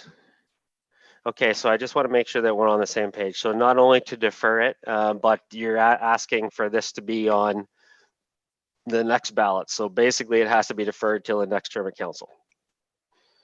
Correct. Okay, motion to seconder for that motion. Councillor Kittredge, and no discussion on a motion to defer. There's no discussion on a motion to defer, according to our procedures bylaw. So I want a recorded vote. Okay, a recorded vote for this motion to defer. And I will turn it over. It was moved by Councillor Foster, seconded by Councillor Kittredge, and I will turn it over to our clerk to go through the recorded vote process. We're getting good at it today. Through you, Councillor Foster, Yes. Councillor McElwain, Yes. Councillor McRae, Opposed? Councillor Kittredge, Yes. Councillor Dunsmore, No. Councillor Van Leeuwen, Opposed? and Mayor Linton. Opposed? That's defeated. Okay, so I am going to read the recommendation that we have in front of us. That the Council of the Township of Centre Wellington endorses recommendation option number 6, build a new operations center on a new site in 2 phases as outlined in report number IS 2021-12 dated June 21st, 2021, and that staff proceeds with bringing forward projects, plans, and studies identified in the implementation plan and financial strategy for the recommended option for consideration in the capital and operating budget deliberations, and that staff proceed with the site selection process and report back to council on a recommended township operations site. Can I have a mover for that, please? Councillor Dunsmore, seconded by Councillor McRae. Are we doing a recorded vote for this? Does it? Yeah, Councillor Dunsmore, you want to you're requesting a Yes, I'd like vote? a recorded vote, please.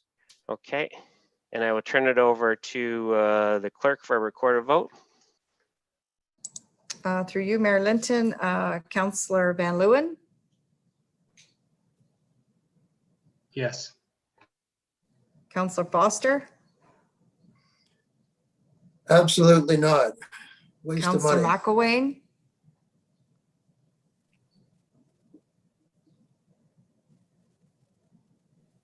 No. Councillor McRae, Yes. Councillor Kittredge, No. Councillor Dunsmore, Yes. and Mayor Linton. Yes. It's carried. Okay, thanks again, Colin and Stephanie, Adam, your whole team. Thanks, Jeff and James, for your support through this. And I appreciate you coming on and responding to the questions today. Thanks, Council. Moving on to 7.2, Neighborhood Wellness Initiative. And I will turn this over to Pat. Welcome, Pat. Thank you. I'm just opening the report here. Give me one moment. Sorry, I just jumped on my computer.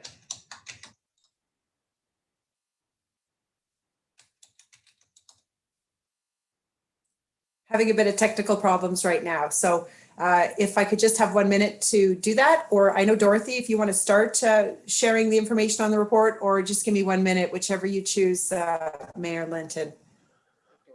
Yeah, go ahead, Dorothy. Pat's here to respond after you're there anyway. And I know how much you wanted to present anyway, so go ahead, Dorothy. Thank you. Through you, Mayor Linton.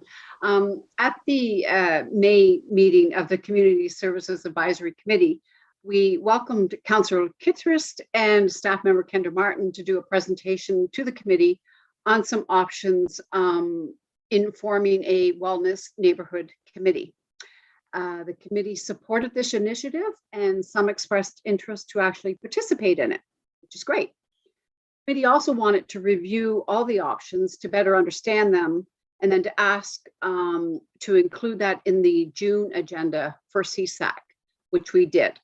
So the June meeting came, and after much discussion, the committee arrived at their recommendation to present the motion and to proceed with staff in consultation with the Community Services Advisory Committee to develop a community-led grassroots neighborhood wellness program. That's where we are today. Would you like me to read the motion, or do you read that? No, I can read that. Pat, are you good? You want to add anything or? No, I think the background is really helpful. Thank you, Dorothy. Just that CSAC spent a lot of time on this item and deliberated on best actions going forward. So I want to thank them for all of their work. And just that I think they've come to a good recommendation for Council's consideration here. And if there's any questions, of course, both Dorothy and I are available to.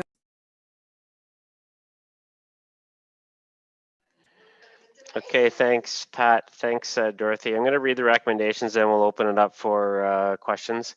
Recommendation of the Council of the Township of Center Wellington support the Neighbourhood Wellness Initiative introduced by Councillor Kittredge and directs Township staff in consultation with the Community Services Advisory Committee develop a community-led grassroots neighborhood wellness program as presented by Kendra Martin, Communications Coordinator, including a webpage, social media campaign, and grant application process for Council's review.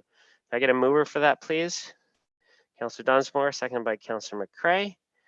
Okay, questions from Council. Councillor McCray.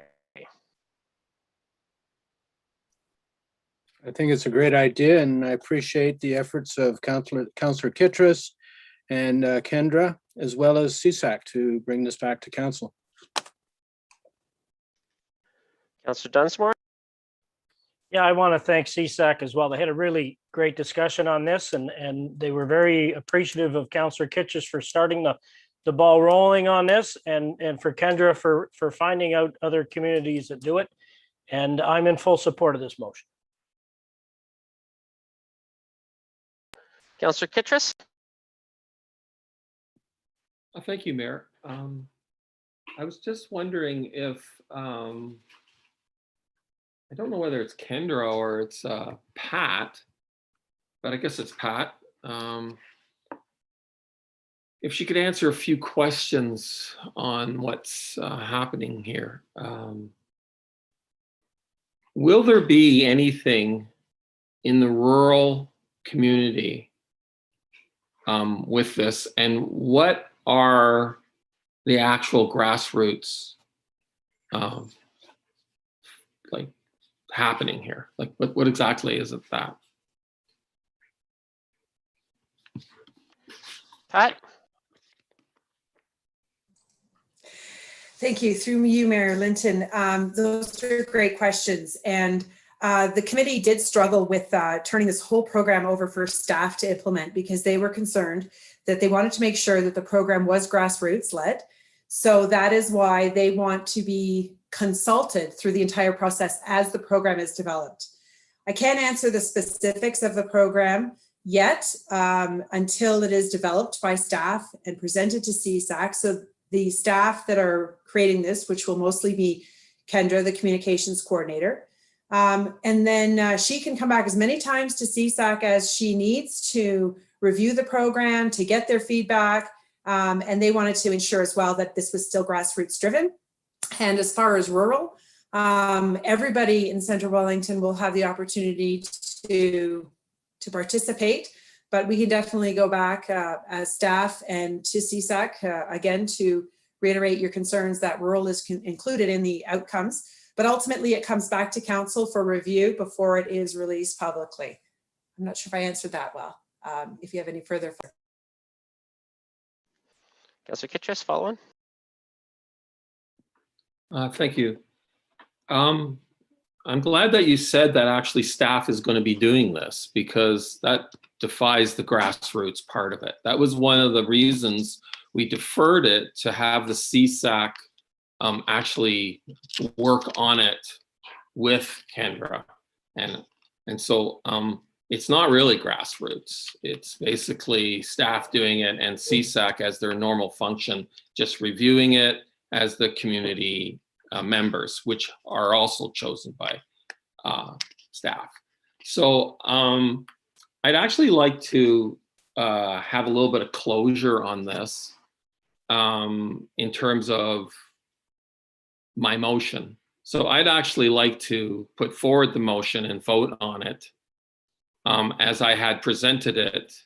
It seems odd that you have a notice of motion that then it doesn't get voted on, gets deferred to CSAC, but then they give it back to staff, and really the motion hasn't been voted on. So I just want to actually have a vote on the motion that I made, and then it's sort of like closure. It seems like the notice of motion has been dealt with and it's kind of passed and or defeated or whatever. And then I'll know where it stands, because it seems like some of the concerns I had, which was to have a grassroots task force and to have new citizens put on this that were concerned and actually excited about this and wanted to participate in the forming of it, that actually won't happen, is largely driven by staff. So I think I'd like to put forward that my motion be voted on as it originally stands. I feel that I can work with Kendra and with CSAC and make the help and the recommendations to get this kind of going with grassroots and with any kind of inputs that need to make it really include all the people. So I put that forward. Okay, so as far as the process goes, we have a motion on the floor right now, which we'll deal with first, and then depending on that goes, we may have an opportunity to go to your motion or any other motions that we might have. Okay, moving on to Councillor McElwain. No comments. Councillor Van Leeuwen. No further comment. Councillor Foster.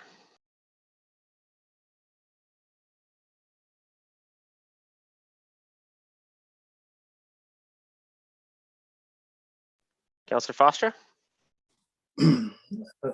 Thank you, Mayor. I wonder, I could not hear the last couple of comments as the Zoom faded in and out. Councillor Kittredge, would you mind just repeating what you had just said? Because I could not hear you due to the Zoom phasing out, if that's appropriate, Mayor. I'd like to hear what was said. I did not hear. No, it's not really. It was not really appropriate. I don't want to have to do the whole thing again. Do you have any other comments, Councillor Foster? Can you give me Mayor, can you give me a brief synopsis of what took place in 60 seconds so I know what took place? I don't know why the Zoom has been fading in and out, but it has today.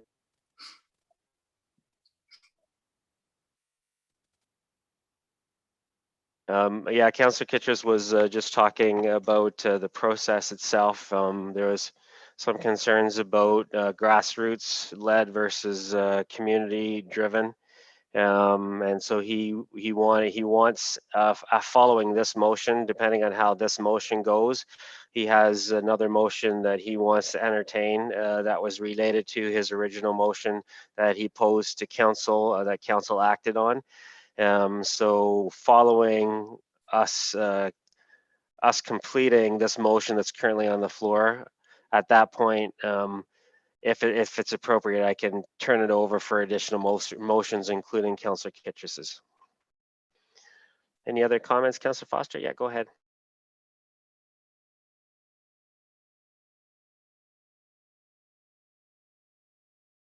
You're on mute still.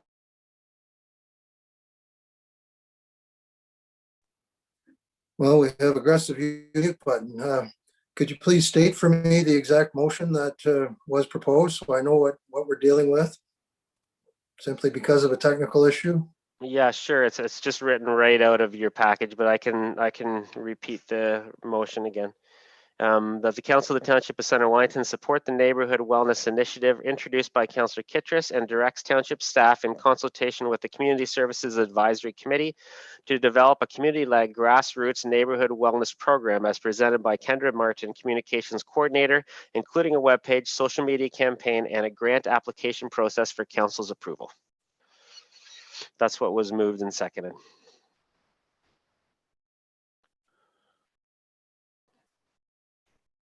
Okay, I will call the vote. All in favor of that recommendation?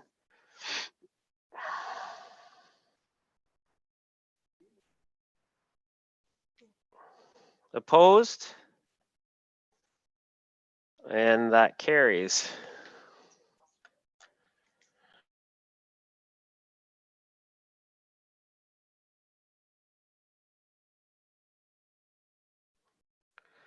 Okay, good to have that moving forward. Looking forward to some good projects out of that. Councillor Kittredge? Stated that we could make another motion, and I'd like to do that. Okay, go ahead.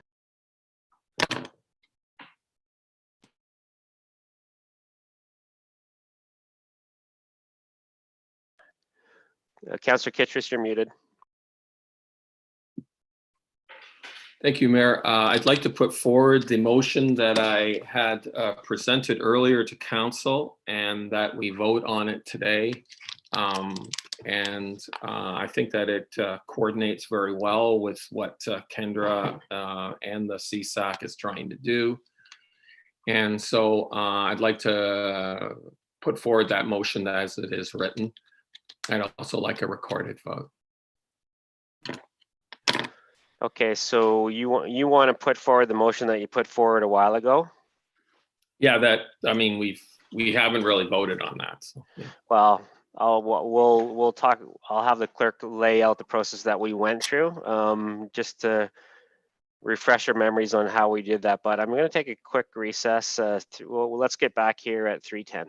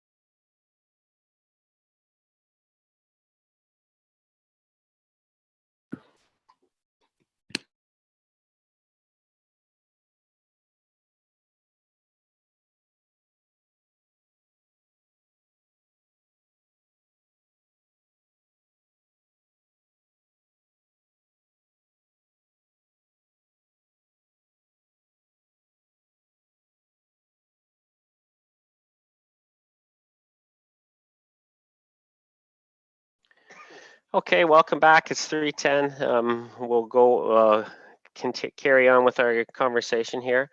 So I'm going to turn it to our clerk to refresh council's memory on what process was taken with regards to your motion and what happened as a result, bringing us to today. Over to you, Carrie. Okay, thank you, Mayor Linton. Notice of the notice of motion was given at the December 14th, 2020 meeting. At the January meeting, it was deferred for 2 months. On March 29th, Councillor Kittredge introduced his proposed motion, and we also considered the staff report at the same time from Kendra Martin. After a lengthy discussion, the matter was deferred to the Community Services Advisory Committee for consideration. And they, at their May and June meetings, the committee considered both. Councillor Kittredge and Kendra appeared at the May meeting, and Community Services Committee made a recommendation at their June meeting to Council. That is the motion that the recommendation was just passed by Council as the Community Services Advisory Committee had recommended it. It was adopted. And that's where we sit. So to go back to look at the notice of motion, the matter has already been dealt with. We have a motion on the books today that was in fact what Community Services Advisory Committee recommended. Both were fundamentally the same, but the Community Services recommendation was adopted by Council. So then to follow on with that, Carrie, then for us to reconsider a motion, it requires a 2/3 vote to get rid of the motion that we just passed and to adopt another recommendation going forward, correct? Yes, should Council feel that they've erred with their last decision and want to reconsider it, you would need a motion to reconsider, which would require 2/3 majority vote on the prevailing side. That is how we reopen a matter that has since been closed by resolution.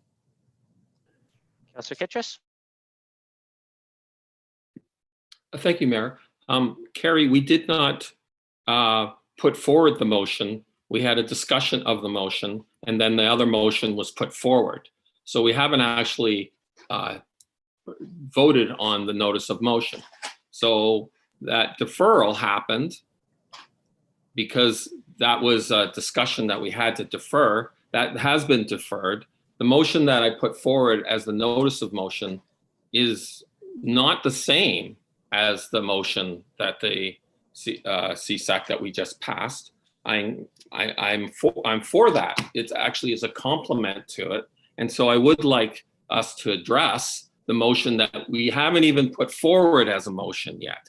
It was not put forward and seconded yet. And so I would like to have that done now, because I think that is the procedure for dealing with that. It was a different motion before. The motion that was to defer was done before that motion was done. So it wasn't done inside that motion. Carrie? Through you, Mayor Linton, the motion to defer actually it trumps anything that was tabled or introduced. And my recollection is your motion was introduced, a lengthy discussion took place, and the matter was deferred. So deferring it, yes, technically it was left on the table, but the deferral is what moves forward, and then to the committee to consider and bring forward a recommendation. So fundamentally, both were the same. And we dealt with the committee's recommendation first, which makes anything else at this point moot, because fundamentally they were the same. They had their differences, but one was dealt with first. The other is left is left undealt with, but that's the process because of the deferral. Took it out of council's hands. The committee did the work, the committee did the review, and the committee made the recommendation, and council took the recommendation and adopted it.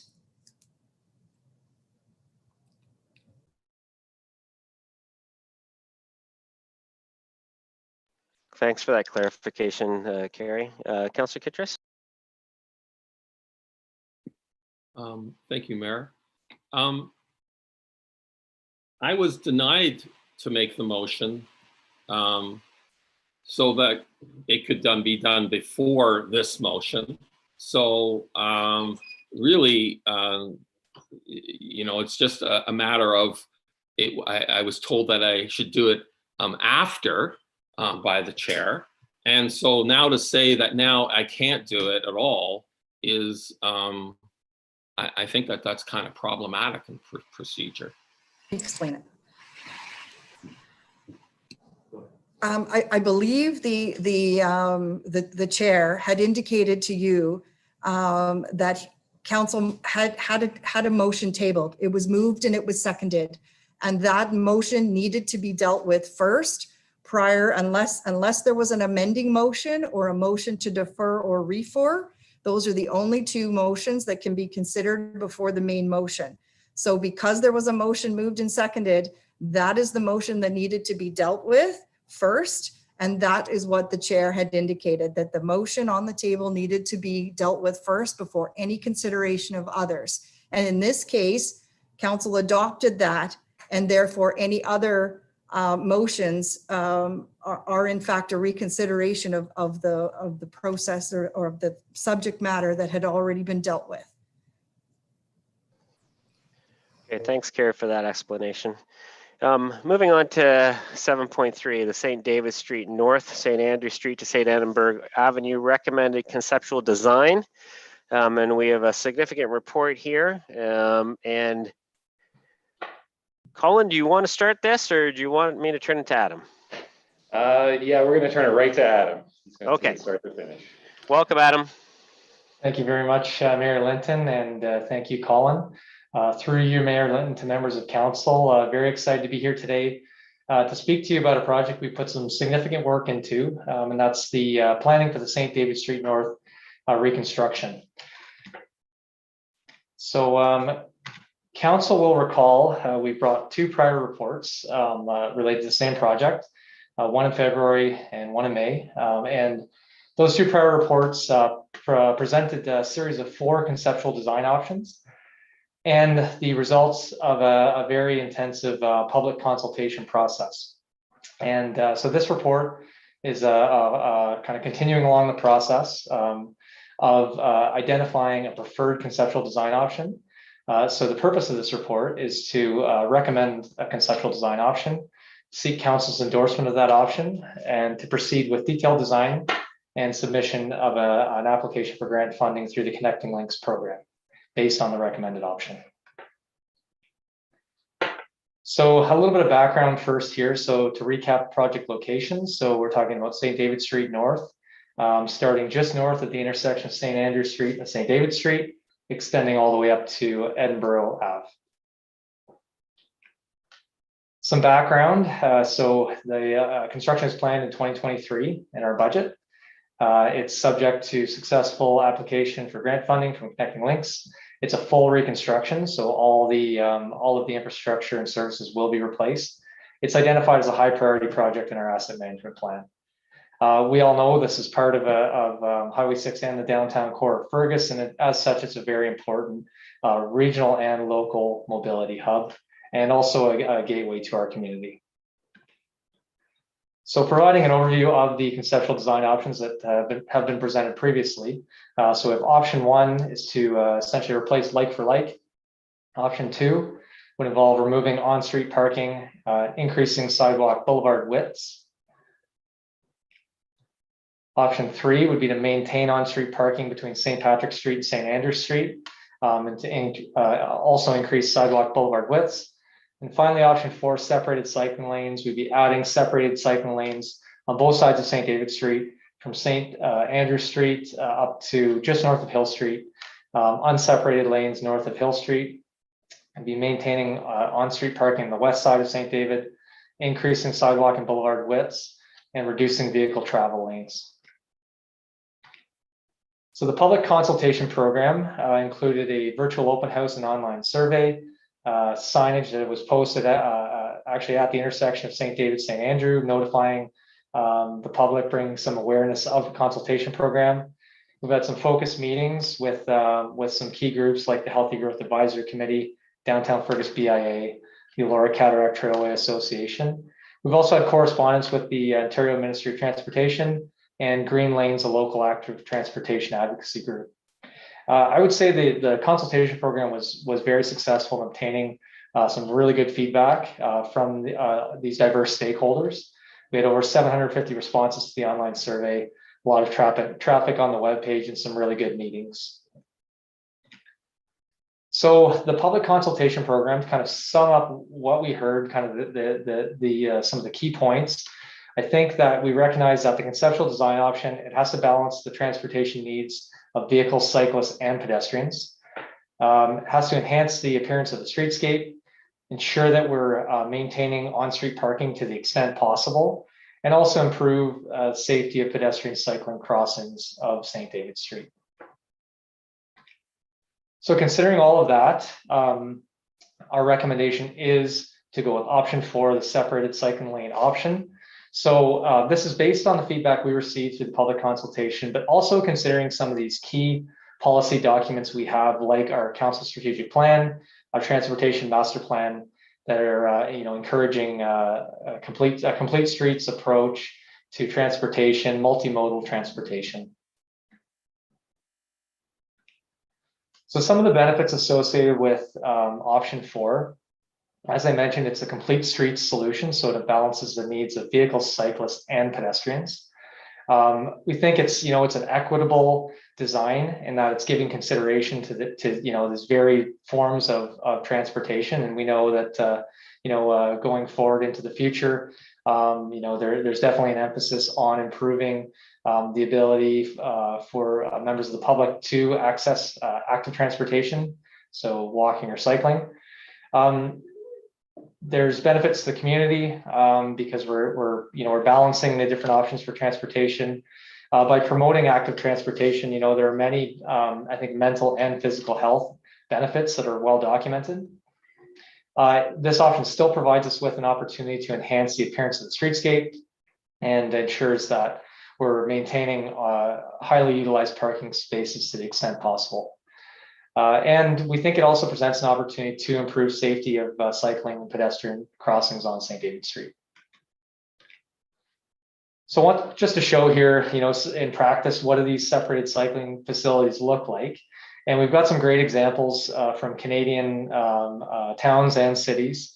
In Waterloo on King Street, they just have implemented a really extensive separated cycling network, and that's in the downtown area of Waterloo.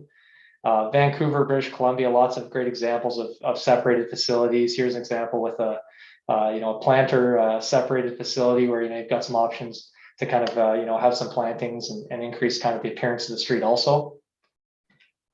Kelowna, British Columbia, here's an example of an active or a separated facility that's actually in a residential area, so it can also be done within residential areas also. And in the United States, in Minnesota, here's another example of a planter separated facility. So lots of different options for how you can actually design these things, and we'll be looking at that, proposing to look at that through the detailed design. I think a key point here is we recognize that St. David Street's a really key corridor in Fergus, but it's also important to keep the larger network in mind. So we think this really could be a catalyst for a larger inclusive multimodal transportation network within the St. David Street corridor, but that also connects to some of our other networks, and that can be on and off road. So off road, for instance, some of the trail networks that we have. We've identified some cycling loops between Fergus and Laura, and we think there's a real opportunity here to kind of connect these different areas and be part of a larger kind of urban and rural cycling network. In terms of cyclist and pedestrian crossing improvements, so one of the great things about the design is that because we are narrowing the vehicle traveling width, we're actually narrowing the crossing distance for cyclists and pedestrians on the road. We've also included some features like curb bump outs, which will allow a buffer area for pedestrians to kind of to be in kind of a safe area in order to improve the crossing of the street. Other things we're looking at and that we've started to include in the design, but we certainly want to investigate them in more detail, is improvements at intersections. So there's something referred to as a bike box, which is an area that enables cyclists to come up ahead of traffic and give them the priority for crossing, for instance.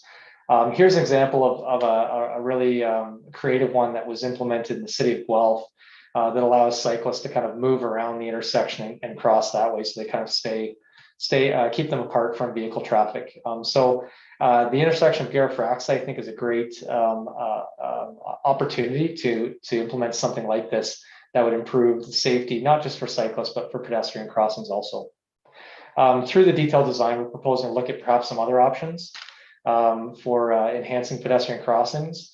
And this is something that I think, as the project progresses and we work through the detailed design, we might be providing some further information on at a later time. I also want to mention that we have now implemented the Fergus alternate truck route.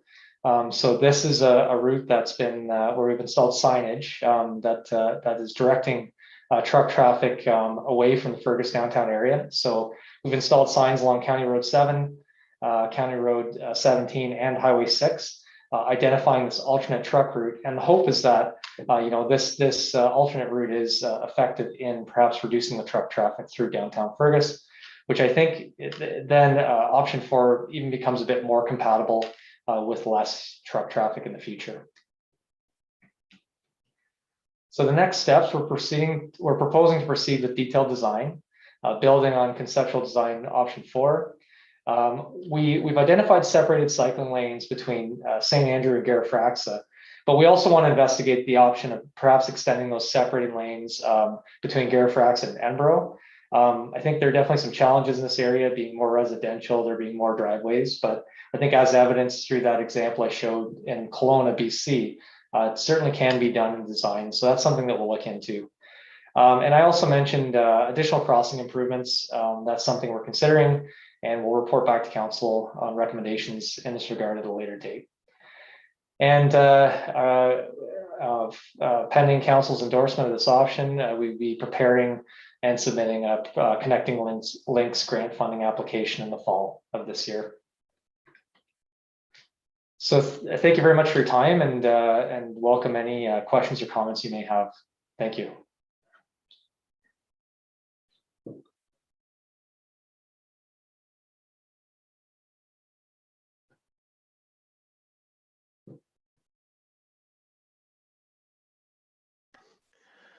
Hi, thanks very much. Oh, there we go. Thanks very much, Adam and Colin and the whole team on this. A very detailed report, clearly outlining the differences between the different options. So appreciate this. This is not a simple project. You're trying to address a few specific concerns with this one. So this needs to have a really good balanced approach to it. So appreciate all the work that was done. Questions, comments from council? Councillor McCrae. Oh yeah, sorry, we have a delegation. Sorry about that. I'm going ahead of myself here. So we have a delegation from John Scott from GreenLanes. Sorry about that, John. I didn't forget about you. Welcome.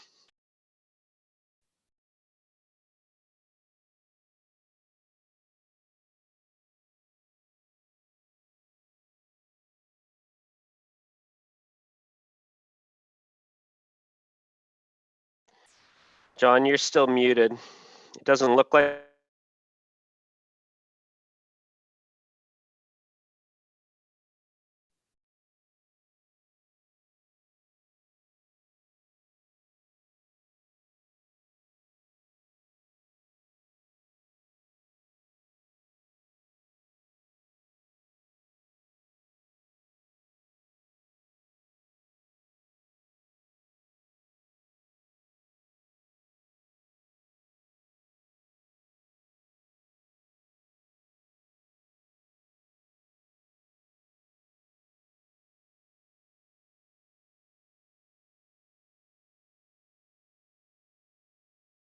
Okay, sorry folks, we're having technical difficulties here. We lost the whole screen. Can everybody hear and see?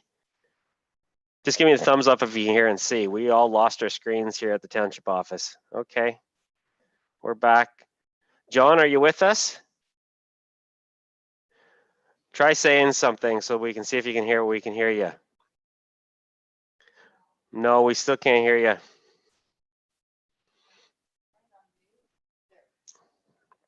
Try again.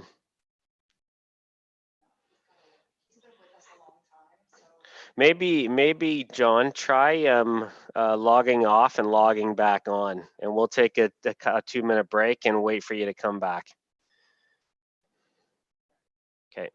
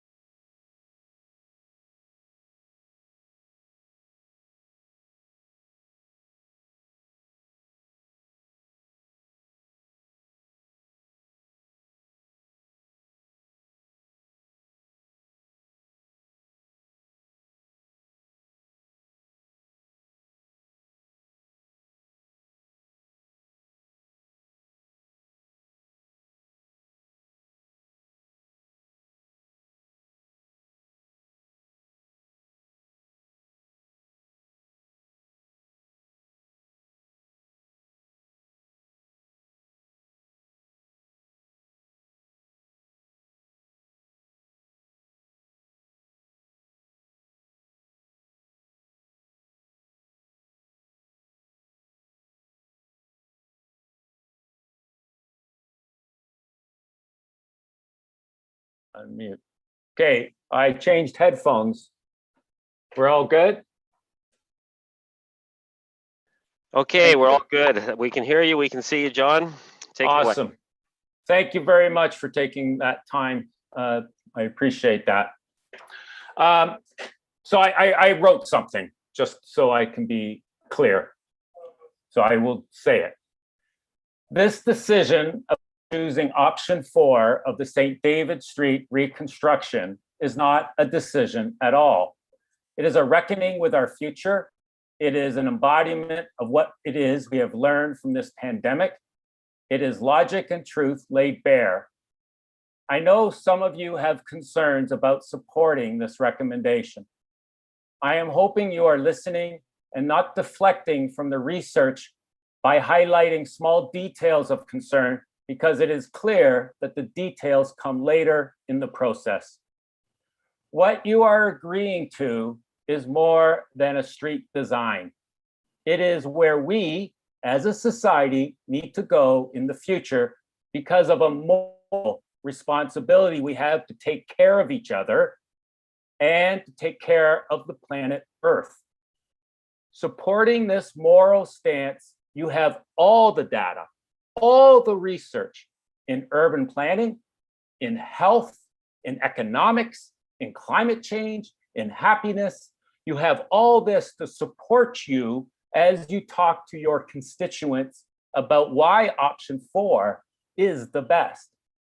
Not only that, you have the people I know personally.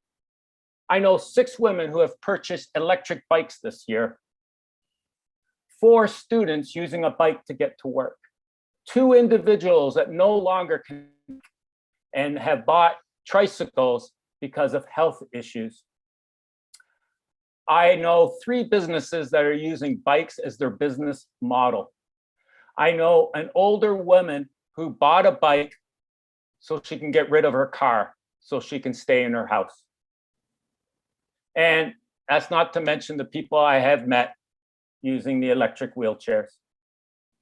There is no denying that we are in a health and environmental crisis. So as leaders, your job is not to appease and make people happy. Your job is to lead us into that future. The future needs us to act now with no excuses, and this future needs us to build better streets for people. The design of our infrastructure changes how we behave. This is not an opinion. This is a fact, clearly illustrated in the books by L.E. Blue, Charles Montgomery. All of what I have to say is supported by the research of Dr. John Bradey, Tim Flannery, the parking studies of Donald Shoup, etc. So to deny option 4, you would have to do a lot of explaining, and would be very hard for you to find the research to support not choosing option 4. Let's make this clear. If no one ever cycles down St. David Street in the bike lane, it is still the preferred option.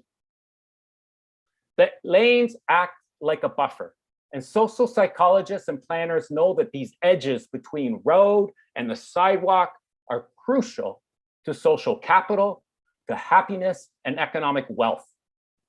What option 4 is doing is creating a street. A street is different from a road. A road moves vehicles. A street creates wealth and health, all proven by research. If our priority is to move cars and our decisions reflect that, and we toss in a few superficial street design elements, we have created a strode. A strode is a road and a street combined. By creating a strode, you have just created a futon bed, a bad bed and a bad couch. But by not choosing option 4, we are destined to deal with bad design. And like all futon couches I know, it is destined to be thrown out in the near future. Let's deal with these concerns you have. Parking. We all understand that we have unused parking spots at St. George Street parking lot. Councillor Kittrus mentioned that at another meeting. Having a nice street to walk from this parking lot to the downtown will only make this spot seem more accessible. Also, new businesses supported by good street design will spring up in this section, making the parking more desirable. I have gathered some information by walking to get toothpaste, by parking at Walmart and then parking at the St. George Street to get the toothpaste at the different pharmacies. A 100-step difference, not much. Now, with a 3-hour maximum parking, there are plenty of spots in downtown Fergus. The issue now is, how do we fill those spots with shoppers? The answer: good street design, like option 4. It's in the research. If you are against option 4, you are against economic development of our downtown. By investing in our downtowns to make them more walkable and rollable, increases the wealth of the municipality. Per square meter, more jobs are created, more taxes are collected in functioning downtowns. I advise you to read about the economic turnaround of Asheville, North Carolina, a place that turned its thinking around and focused on the downtown. A good street design like option 4 was part of this turnaround. It is imperative to the economic health of our community that we invest in our downtowns. Once again, the research points to option 4 to do this. Trucks are a concern, and there is no easy solution. But to deny us a great street design for the next 50 years because we don't have a solution to trucks right now is a bit absurd. Option 4 calms traffic, and that is always good. And it can persuade some trucks not to take the downtown route. If you are concerned about trucks, then you can push for the tighter corners at intersections when this plan gets to the detailed design stage. If you're concerned about traffic flow and travel time, the research is also clear that designs such as option 4 have very little effect on the amount of time it takes to travel. Not only that, making decisions that is not option 4 is also a bit absurd if you think about how a whole transportation system is going through a revolution with the electrification of personal transportation devices and information technologies growing exponentially. Choosing something than option 4 is like choosing the horse over the car 100 years ago. A municipal planning process is about building for the future. Whenever we have the opportunity to build active transport, we do. St. David Street is that opportunity. The usual refrain of tax dollars being wasted does not fit in this scenario because the price difference is marginal between the options. Tax dollars being wasted on active transport or the reduction of greenhouse gases is not supported by science. We are one taxpayer, and as taxpayers, we are going to be paying billions in mitigating our health crisis and our environmental crisis. Once again, the research is clear that once you build for active transport, you increase the health of your citizens. A healthier citizen saves a ton of money. If you are against option 4, well, you know what you're against. In numerous reports, Canada, to meet its carbon emission standards, has very few options. Our electrical grid is almost carbon neutral. So the two main categories left to make a difference are the oil and gas industry and transportation. At the moment, our citizens make about 2% of their trips through active transport. In other countries, it is at 25%. So there's a lot of room to make a difference with our carbon footprint by increasing the number of active transport trips. Again, I will remind you that the research states that you have to build safe infrastructure to increase your willingness to get people moving. 60% of our population is wanting to use active transport, but only if it feels safe. Having separated bike lanes is one of the AA, all ages, all abilities options. If you are at all concerned with safe cycling and connected bike routes, push for the extension of the separated lanes up St. David Street. This can be done during the detail stage of the process and into the future. And in closing, choosing the street design of St. David Street is not the same as choosing what color to paint your living room, which is a matter of preference and opinion. You are choosing a home that has to work for your family. Someone in a wheelchair is not choosing a home with stairs. A society that is facing a health crisis and an environmental crisis is not choosing a road design that promotes the continual reliance on the automobile, but on a street design that encourages active movement and healthy social interactions. The research is clear that by designing our community for active living, we increase the health and happiness of its citizens. It's called induced demand. It also works in the opposite. If you design for cars, you will increase the use of cars. GreenLanes is searching for a unanimous vote in favor of option 4. Please realize the impact and strength it will give our citizens. And boy, do we need it right now, that our councillors all vote in favor of the future, a future that includes everyone. Thank you for listening. I really appreciate it. Thanks very much, John. Really appreciate you coming and taking your time to do a delegation for us. I know it's everybody has a lot of things on the go, so taking the time out to do something that you're passionate about, we really appreciate it. Members of council, Councillor Foster. Thank you, Mayor, and thank you, John, for a very interesting and engaging presentation. I have a number of questions, Mayor. Procedurally, are we able to ask a question of a delegate, or is it best directed to staff? I would like it. Questions of clarification to the delegate, not questions of opinion or direction. So okay, those should right. be referred to staff. Thank you, Mayor. So first of all, Mayor, I'd like to speak about cycling infrastructure. I've really spent a lot of time on this issue because it's in Ward 3 and because I'm very interested in this issue. I've taken a lot of time to consult with constituents on this matter. note that many cyclists are very interested in this issue, and I too am very interested in this issue. I personally would like to see a very comprehensive set of cycling infrastructures and not just one on St. David Street. And I'm thinking about things like, here we are getting started with something really good. It is on a provincial highway. Some constituents have told me their concerns about that, cycling on a very busy street. I know, having lived in this town most of my life, there are cycling bottlenecks, one being the bridge on St. David Street, and then the bike lanes, which could be a really great thing.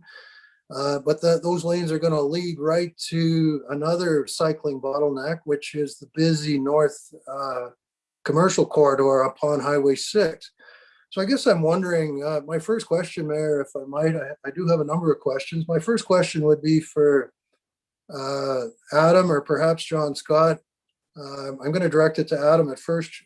Adam, what would have to happen so that we could have not just one set of bike lanes, but a full set of cycling infrastructures and in particular, I think you'll speak to things like connecting the trailheads from the east side of Fergus to the west side along Hill Street or perhaps St. George. Also, possibly speaking, Adam, if you could, to possible other options for cycling lanes from north to south, such as Provost Lane. What has to happen, Adam, to see a full set of cycling lanes in our community, both from north to south and east to west? Yeah, so thank you very much, Councillor Foster, for the question, and through you, Mayor Linton. So I think, like any network, Councillor Foster, you build it piece by piece. And I think that, coming back to St. David Street, this is really a critical area, we know, and could act as kind of a spine, in a larger network. So in terms of, extending it north to south, I think, we have kind of the project at hand, and we have kind of a defined limit of that project. And so that's really the opportunity right now, is focusing on that area. And then I think going forward, as we are doing projects in other areas, they will present other opportunities, I think, to improve a cycling network and continue building on that network. So I think we have kind of, existing resources that are available in terms of what we could utilize for cycling. And we also have this concept of, perhaps adding to that network in the future as the opportunities present themselves.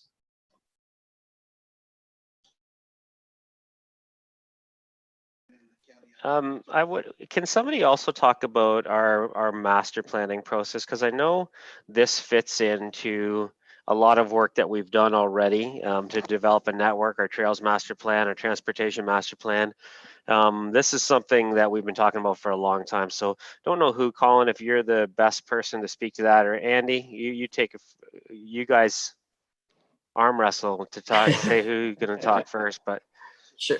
I'll start, and then Colin, you can jump in. So Councillor Foster, we've been working on this for a number of years now, even partnering with the county. So we have a county-wide active transportation plan. We've done our trails master plan, which brings in a lot of cycling network across our roads, and as well our road master plan, transportation road master plan, talks about complete streets, which Colin and Adam have talked about. So it is a building upon it. There is now a sense of, I guess, urgency for some financial dollars to be able to go in and support that. If council recalls, staff actually presented putting bicycle routes and lanes on Middlebrook Road as part of the renovation and the reconstruction of it. And based on those costs to put those in, the costs were actually deleted out of the project because of the cost for that infrastructure. So staff have been moving forward projects. We've applied for a grant application, which we've now received word that we're hopefully going to be receiving shortly, for putting on some bicycle activity on South River Road, as well as trail crossings to be able to interconnect all those trails and cycling networks, and looking to do more. Greg in our GIS has been looking with Matthew at our river loops and various trail connections and making cycle improvements across town. But as Adam had correctly commented, this will be one of those major connections that you will start seeing more people using. And due to that, we'll be able to put in more infrastructure throughout the community. So, Colin? Yeah, thanks, Andy. Yeah, and I would just add to your comments. You know, we've spoken to the Elora Cataract Trail Association about strengthening those east-west connections to the two trailheads, and you know, we've really focused in on that Garifraxa St. David Street intersection. We've got some feedback from them. You know, any improvements to make pedestrian use, cycling use through that intersection safer is something that we're going to look at through the detailed design. And Adam showed a concept of the bike box concept for that intersection.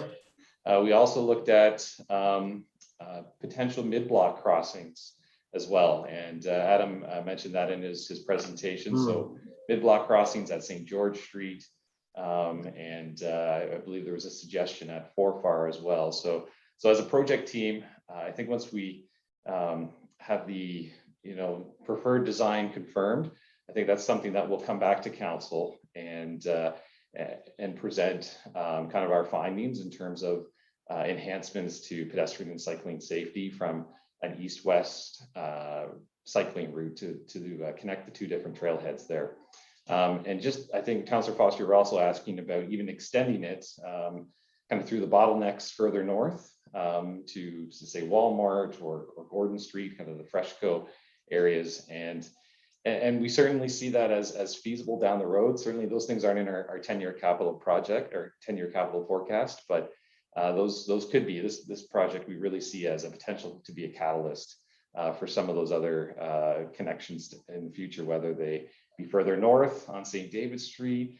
Another opportunity I think is on St. Andrews Street East to connect to the on-street cycling lanes that are already on St. Andrew, just east of Gartshore.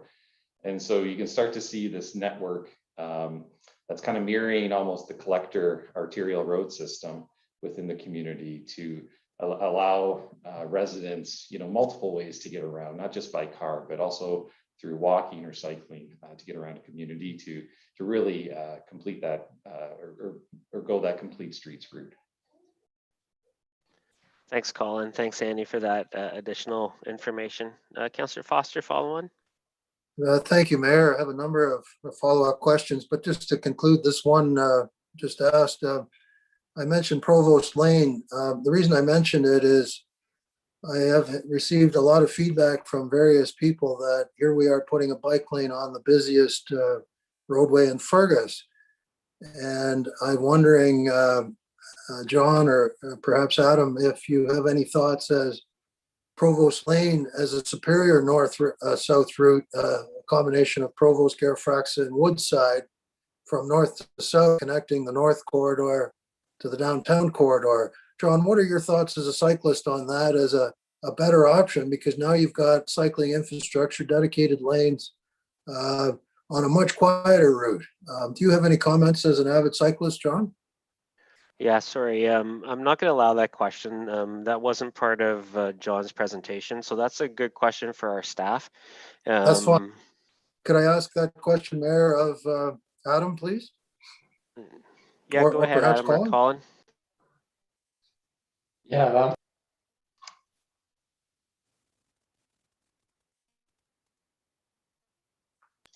My apologies, I was on mute. Thank you for the question, Councillor Foster, and through you, Mayor Linton. So yeah, I think some of the side streets certainly present opportunities to kind of build on that network. And Provost Lane is a great example. I think that we're looking again at kind of the opportunity here, and I think the opportunity, because we have a project to reconstruct St. David Street, is on St. David Street. So we're looking at this, as Colin mentioned, kind of a if you think of the road network analogy, kind of a collector arterial network. And we think that adding the cycling infrastructure on St. David Street doesn't necessarily preclude us from having connections to that network on some of the side streets. So I think we're really focused on St. David Street because we see that as the opportunity. Councillor Foster, following. Thank you, Mayor. Thank you for clarifying, Adam. My second question is regarding Highway 6, the connecting link. It is, as we all well know, it's a provincial roadway, a provincial highway, a public highway, connecting link, etc. What I'm wondering, Adam, is we will be putting these lanes upon the connecting link for bicycles. Will we require an encroachment permit from the transportation to put these lanes in? They have ultimately jurisdiction on the connecting lane. Will such a permit be required? Colin? Or Adam? Sorry. I could speak to that. Thanks, Councillor Foster, for the question, and through Mayor Linton. So we've had discussions with the Ministry of Transportation, and they're aware of the process that we're going through.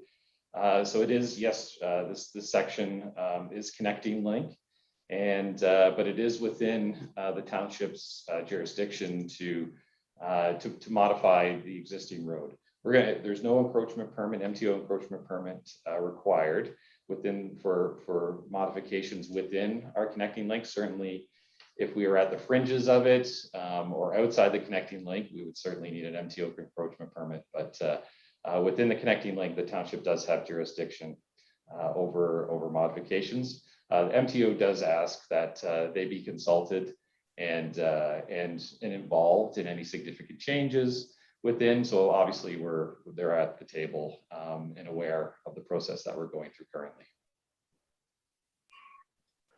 Councillor Foster. Thank you, Mayor.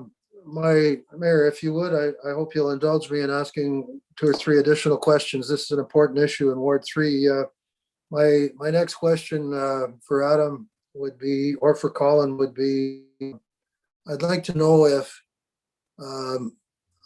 bike lanes are an eligible expense in the Connecting Link funding program. And if not, who will pay for the bike lane portion if indeed they're not eligible?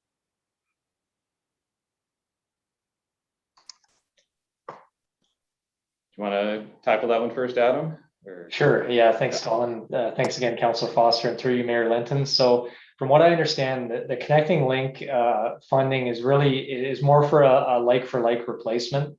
So they would cover, the pavement costs, for instance, and perhaps some of the granular costs for replacing the road. We would have to take a look at it through detailed design, just in terms of sorting out what might be eligible and what might not be eligible. But that's our understanding, is that they're supporting more the replacement of the existing infrastructure. Yeah, and if I could add as well, obviously the province, it's quite a wide section through there, and I believe they would be funding, the asphalt costs, the road base, even replacement of the storm drainage system. And so since we're kind of shrinking some of those areas and ultimately saving them some costs, we're hopeful having those negotiations or discussions with MTO as to, is there some other costs, that could be eligible costs under the Connecting Link grant. Just considering that, we are shrinking some of the, I guess, what would be normally considered as eligible costs under the Connecting Link program, and perhaps apply those, to the curb, to the the separation between the travel lanes and the cycling lanes. So those are discussions that as we get into the detailed design and Connecting Links application, we'll be having with MTO. Councillor Van Leeuwen.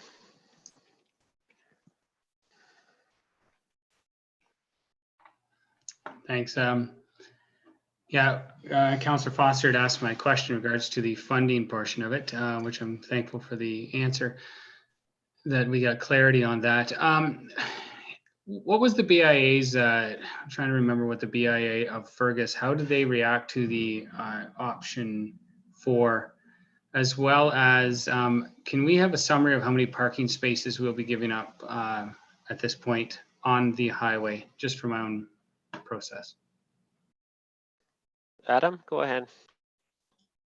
Yes, thank you, Councillor Van Leeuwen, and through you, Mayor Linton. So first part of your question, Councillor Van Leeuwen, was feedback from the BIA. And I would say, the BIA was very interested in parking spaces. There was also an indication from them in some interest in having the cycling infrastructure. I think there were some comments to the effect of, well, this could promote cycle tourism and could perhaps bring more people into the downtown area.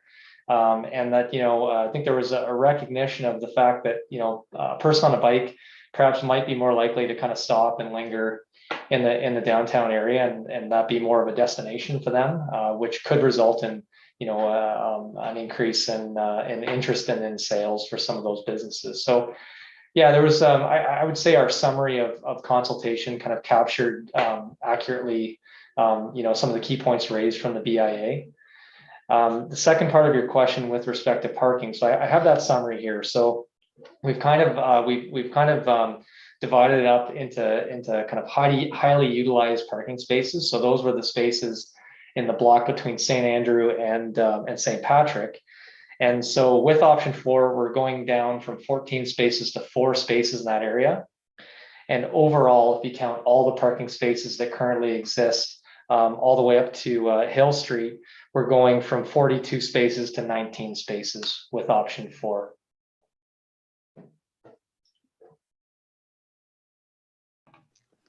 Thanks. And because we did go through quite a struggle with parking with the library project, but okay.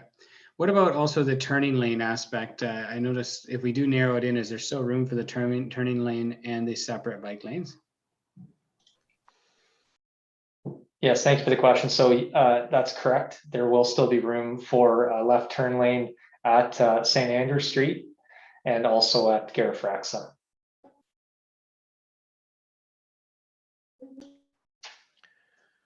Thanks for that clarification. And Councillor Dunsmore might have a little bit more to say on the BIA front when it gets to his turn here. Councillor McElwain.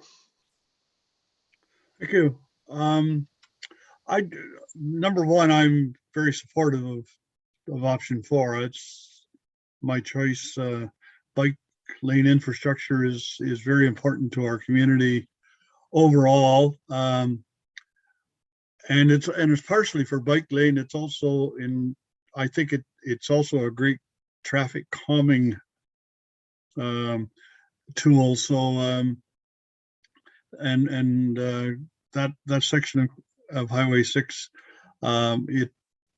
you see trucks particularly coming down the road. They're much too fast to hit the traffic lights. So any kind of traffic calming there, in my opinion, is a very positive measure. So I am very supportive of it, and I echo Councillor Foster's questions before or comment before about trying to tie it into a much bigger biking infrastructure, because we need it throughout town, not short bike lanes that don't lead to another bike lane or easy bike access become dangerous. So we really have to work on this quickly and not just kind of wait until the next opportunity comes along, in my opinion. But otherwise, yeah, option 4 to me is obviously the best solution. Councillor Kittredge. Thank you, Mayor. I have a few questions. I was wondering how long the overhaul for St. David's Street was going to be closed and how long it would take. And I also want to know how much money that would cost for the whole overhaul, and what is the option for proportion of the cost. Yes, thank you, Councillor Kittredge. Oh, sorry. Go ahead. Yes, thank you for the question. So we did present that information in the May report. And so I have those numbers here. I believe it was about, we have budgeted about 1.83 million for the project, for the segment from St. Andrew to Garifraxa. And our high level conceptual estimate at this stage is in the order of approximately 4 million for that segment.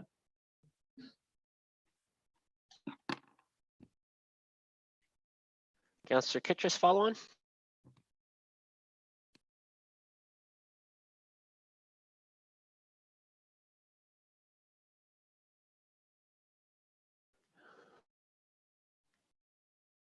You're muted, Councillor Kittredge.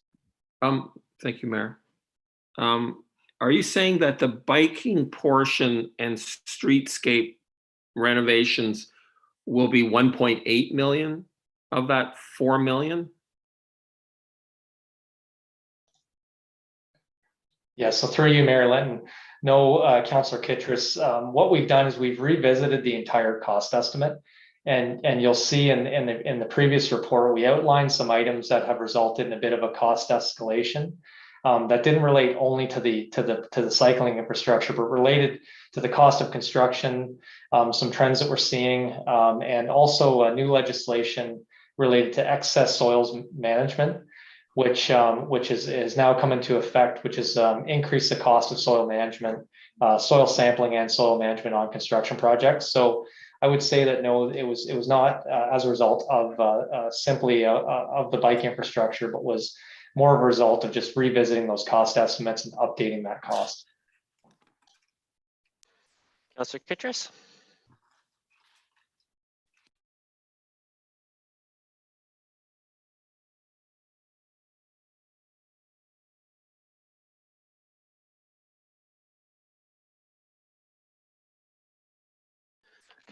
Councillor Kittredge, you're muted again. Thank you, Mayor. What is the actual cost of this redoing the bike lane, the option 4 with all the landscaping and the new reference of that? What is the cost for the whole stretch to Edinburgh? I think that's what that's what this auction is outlining. Yeah, so through you, Mayor Linton, thank you, Councillor Kittredge. So at this time, we only wanted to develop a conceptual cost estimate in that first segment from St. Andrew to Garifraxa, just to compare and contrast the different options, the difference in cost between the different options. So we haven't, I'd say at this stage, again, it's conceptual. We haven't aggregated the costs in that way. What I can tell you, and again, this was outlined in the May report, is that the difference in conceptual cost estimates between the 4 options was quite narrow. I think it ranged from about 3.8 million to about 4 million, which was telling us that the cost, at least at this stage of the project, was not really a key differentiator between those 4 different options. So unfortunately, at this time, we haven't kind of progressed in the project to the point where we can offer that type of information, but yeah, we did it mainly to compare and contrast the options at this stage. Councillor Kittredge. Thank you, Mayor. I was wondering if any of the cost of this is there a budget for enforcement of the truck route so that we don't get trucks going through there? And I just kind of also want to know how long, if the road's closed, trucks won't actually be going down that road. So I just wondered if you have any timeline on that. Maybe Colin can answer that. Yeah, thanks, Councillor Kittredge, through Mayor Linton. So the alternate truck route that Adam mentioned in his presentation is currently not enforceable. So we expect, local traffic, local trucks, deliveries, whether they're going to Walmart, for a delivery, or the Northeast Industrial Park, they're still going to continue to use that route. The alternate truck route is just an option for the trucking industry to bypass that on a similar route. That's going to take them about the same amount of time, and they're going to hit a lot less traffic lights to go that route. So really, we're not envisioning an enforcement component to the truck route through Fergus, as local deliveries, will still be required, whether it's to a local business, commercial business, or industry in the northeast of Fergus. Councillor Dunsmore. Yeah, thank you, Mayor. I've done a fair bit of, Colin, I appreciate that honest answer about the truck alternate route there, because enforcing truck routes and trucks not being allowed on streets is next to impossible. And so what we have to try and do is make it as inconvenient as possible for trucks. They'll find their own way around inconvenient roads. And this is one of those ways that we can do that, and putting in the bike lanes. I'm all for this project. I was surprised at how little complaints I got from the businesses downtown about this. They're very thrilled with the parking bylaw and helping to move traffic through the corridor down there and move people that are parking along. So I think long-term vision as far as getting a cycling community going here and making it a more cycle-friendly community, this is the start. So I'm all for this. And just on the money side of it, Adam, we put this together. You come up with a process and put it in an application. We'll have another look at the numbers once you get the budgeting done, correct? Yes, thank you, Councillor Dunsmore, through you, Mayor Linton. That's correct. We'd be looking at this through the annual budget process. And we're going to be pushing forward with the detailed design to get it progressed to a point where we would have that more updated costing information. Then we could update the budget through the annual budget process. Councillor Dunsmore? Yeah, and one last question regarding the parking spots, because I know in the slide it said that we have bike lanes going will be on the east side, and the parking that's going to be saved is on the west side. Is that correct? Yes, through you, Mayor Linton, that's correct, Councillor Dunsmore. We would be maintaining parking on the west side of St. David Street. Thank you. Councillor McCray? Thank you, Mayor Linton. And thank you, John, for coming today and sharing your perspective with us. I'd just like to share with Council that I visited various downtowns in Quebec and Ontario to understand what makes them desirable places to live, visit, or places to avoid. Providing a broader range of transportation options increases a downtown's attraction factor. It is more inclusive of those who may not drive and addresses the absence of public transportation for those who do not own vehicles. Studies coming out of the US are showing an increase in retail sales in areas where active transportation infrastructure is installed. People have the option to leave the car behind to travel downtown, creating less demand for parking spaces, as well as less vehicle traffic on the streets. Bikes offer more freedom to get around unencumbered by long lines of traffic or having to search for parking. The infrastructure also serves for traffic calming. My own personal experience is now that I'm on a bike, I'm spending a lot more time in downtown Fergus shopping and doing my groceries and then cycling home and finding that it's an enjoyable destination to go to. Stop, have a coffee, get a muffin. And I'm seeing more people doing that. And I'm also bringing people with me from Elora to go to downtown Fergus to experience what it has to offer. So that's the advantage of promoting cycling lanes, is it brings more people. Thanks very much, Councillor McCray. I'm thrilled with moving ahead with potentially with option 4. I think this is, again, the second item that we have on our agenda today where we have an opportunity to be visionaries as local leaders and to put something in place that's going to have a lasting positive impact on downtown Fergus. So, and I know that there's other decisions that we have to make with this project. It has to go through the budgeting process. We have to see detailed design. So this is definitely not the last time that we're going to be having a discussion about St. David Street North. So look forward to those additional discussions and recognize that our project team needs to have some direction from council in order to move forward with this. So I'm going to read the recommendation and then I will allow council last opportunity to have a discussion.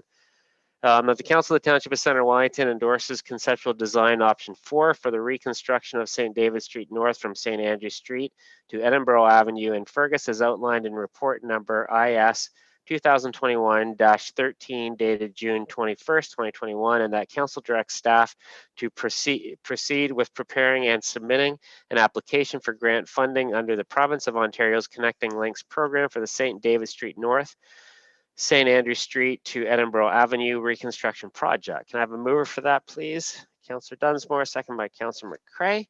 Any further discussion from council? Councillor Kittredge. Thank you, Mayor. I'd like to defer this decision for, I guess, a week maybe, because I would like to have the numbers and the costs in the actual motion, because I can see very clearly that I'm not against option 4. I just want to know, and when somebody asks me, so how much is that going to cost? I know what it says and it has the cost. And I think that should actually be in the motion clearly, because the other ones were option, it was a report, but in the motion to actually go forward, we should actually have the cost in there. And so I'd actually like to defer this for, I mean, if you have the numbers, just put it a week later and we can decide then. And then that would, I think, be really clear. And then we have concrete numbers to decide on. So. Okay, so just to clarify, you're putting a motion forward to defer. There's no debate on a motion to defer. Do I have a seconder to defer this pending additional costs for be added to this? A mover to defer? Okay, this doesn't go past there, so that doesn't get onto the table. Any other comments, questions from council on this one? Councillor Foster? Thank you, Mayor. I think it should be said that I took a long, hard look at the connecting link funding, and I believe the funding will not cover bike lanes. It may, but it's not clear in the eligibility guidelines. So with background in government admin, my sense is that it won't be covered and the costs, Councillor Kittredge, will be borne locally. I have one last question for Adam Gilmore, Adam, and this question, Mayor, if I could, is regarding traffic calming.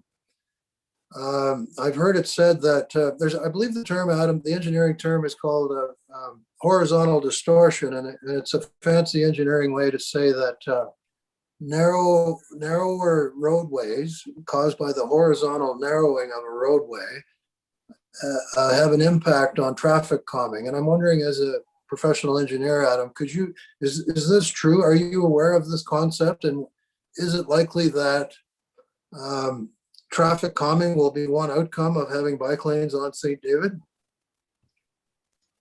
Okay, point of order. We're in debate mode, not in question mode at this point. So this is a discussion among councillors.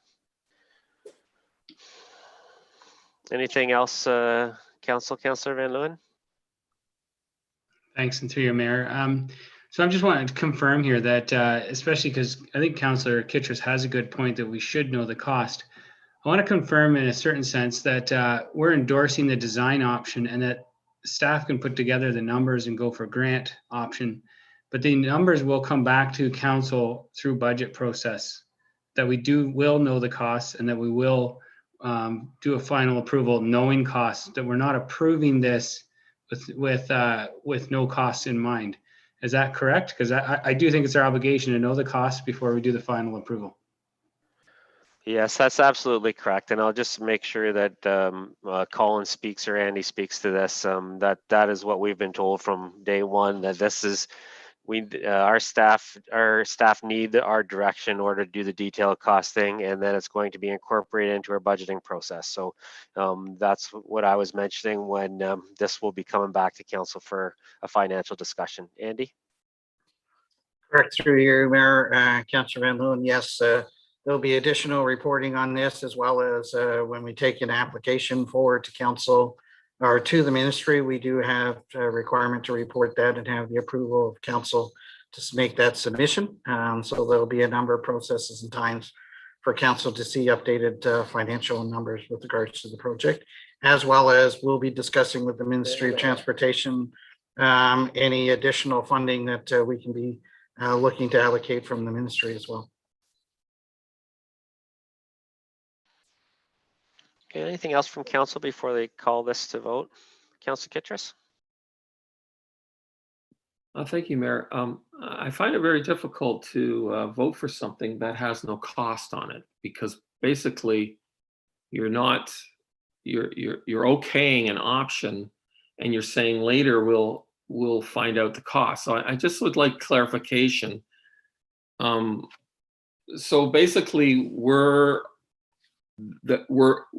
voting to okay this to make the budget. Is that what we're doing? I think that's a question kind of that I'm going to respond to, and then staff can add whatever details. But I think it's been made pretty straightforward to us is that we're approving an approach, a framework, and our staff have let us know that their initial high-level costing suggests that any of those 4 options are going to be in the same ballpark.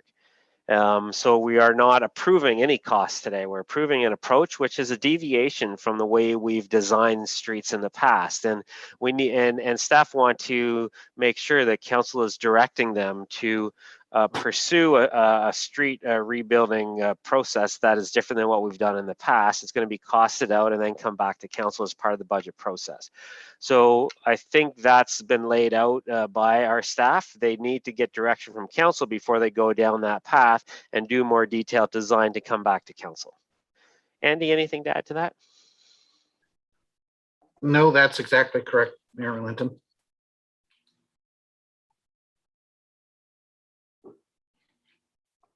Anything else from council? Councillor Foster? Thank you, Mayor. And so on that point, to be clear then, what we're approving today is the concept and the principle, and detailed costing will definitely be coming back to council for approval. And if it should be turned down at that point, that is coming back to council. Is that correct? Correct.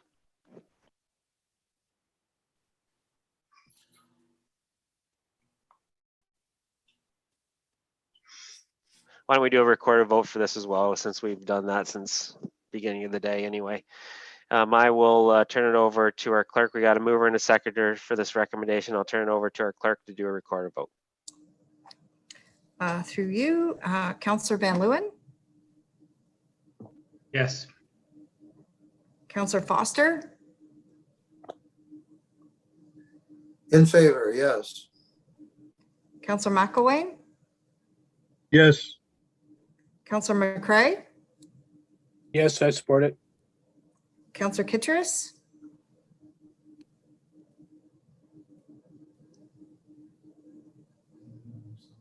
I'm sorry, Councillor Kittrus. Yes. Oh, thank you. Councillor Dunsmore Yes. and Mayor Linton. Yes. It's unanimous. Okay, thanks, council. Stay tuned. We'll be back talking about this at the budget time. So section 8, we have information items, 7 information items, and just going to ask the members of council if they have any questions or any comments about any of these 7 information items. Councillor Kittrus?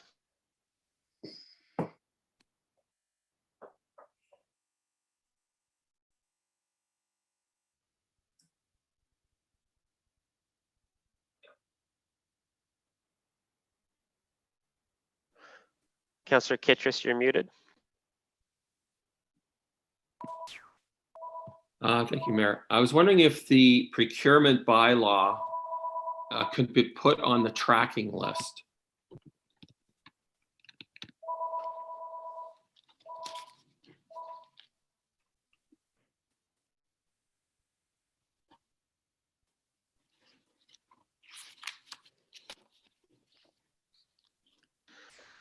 Okay, so I was reminded by the clerk what the purpose of the tracking list is, and that is for things that have been deferred or referred to council in the process of our discussions here, and that hasn't happened. You've heard the comments back from our managing director of corporate services that this is something that they're going to get to as time permits and as they finish up the asset management portion of work. So it is something that is going to be done, but it doesn't meet the criteria of how we use the tracking list. Every good thing could be on the tracking list. It's in the strategic plan. It's going to be moved on. So that's not how we use the tracking list. Councillor Kittredge? Thank you, Mayor. I was wondering when the urban design guidelines were going to be actually presented. I think they've been on that tracking list and unfinished for nearly 5 years. So. Yeah, urban design guidelines are not on the list, so it's nothing that's part of the information items that we're talking about today. Anything else from council? Okay, motion to adjourn. Councillor Kittredge, second by Councillor Dunsmore. All in favor? And we are adjourned. Thanks, everyone. Have a good rest of the day.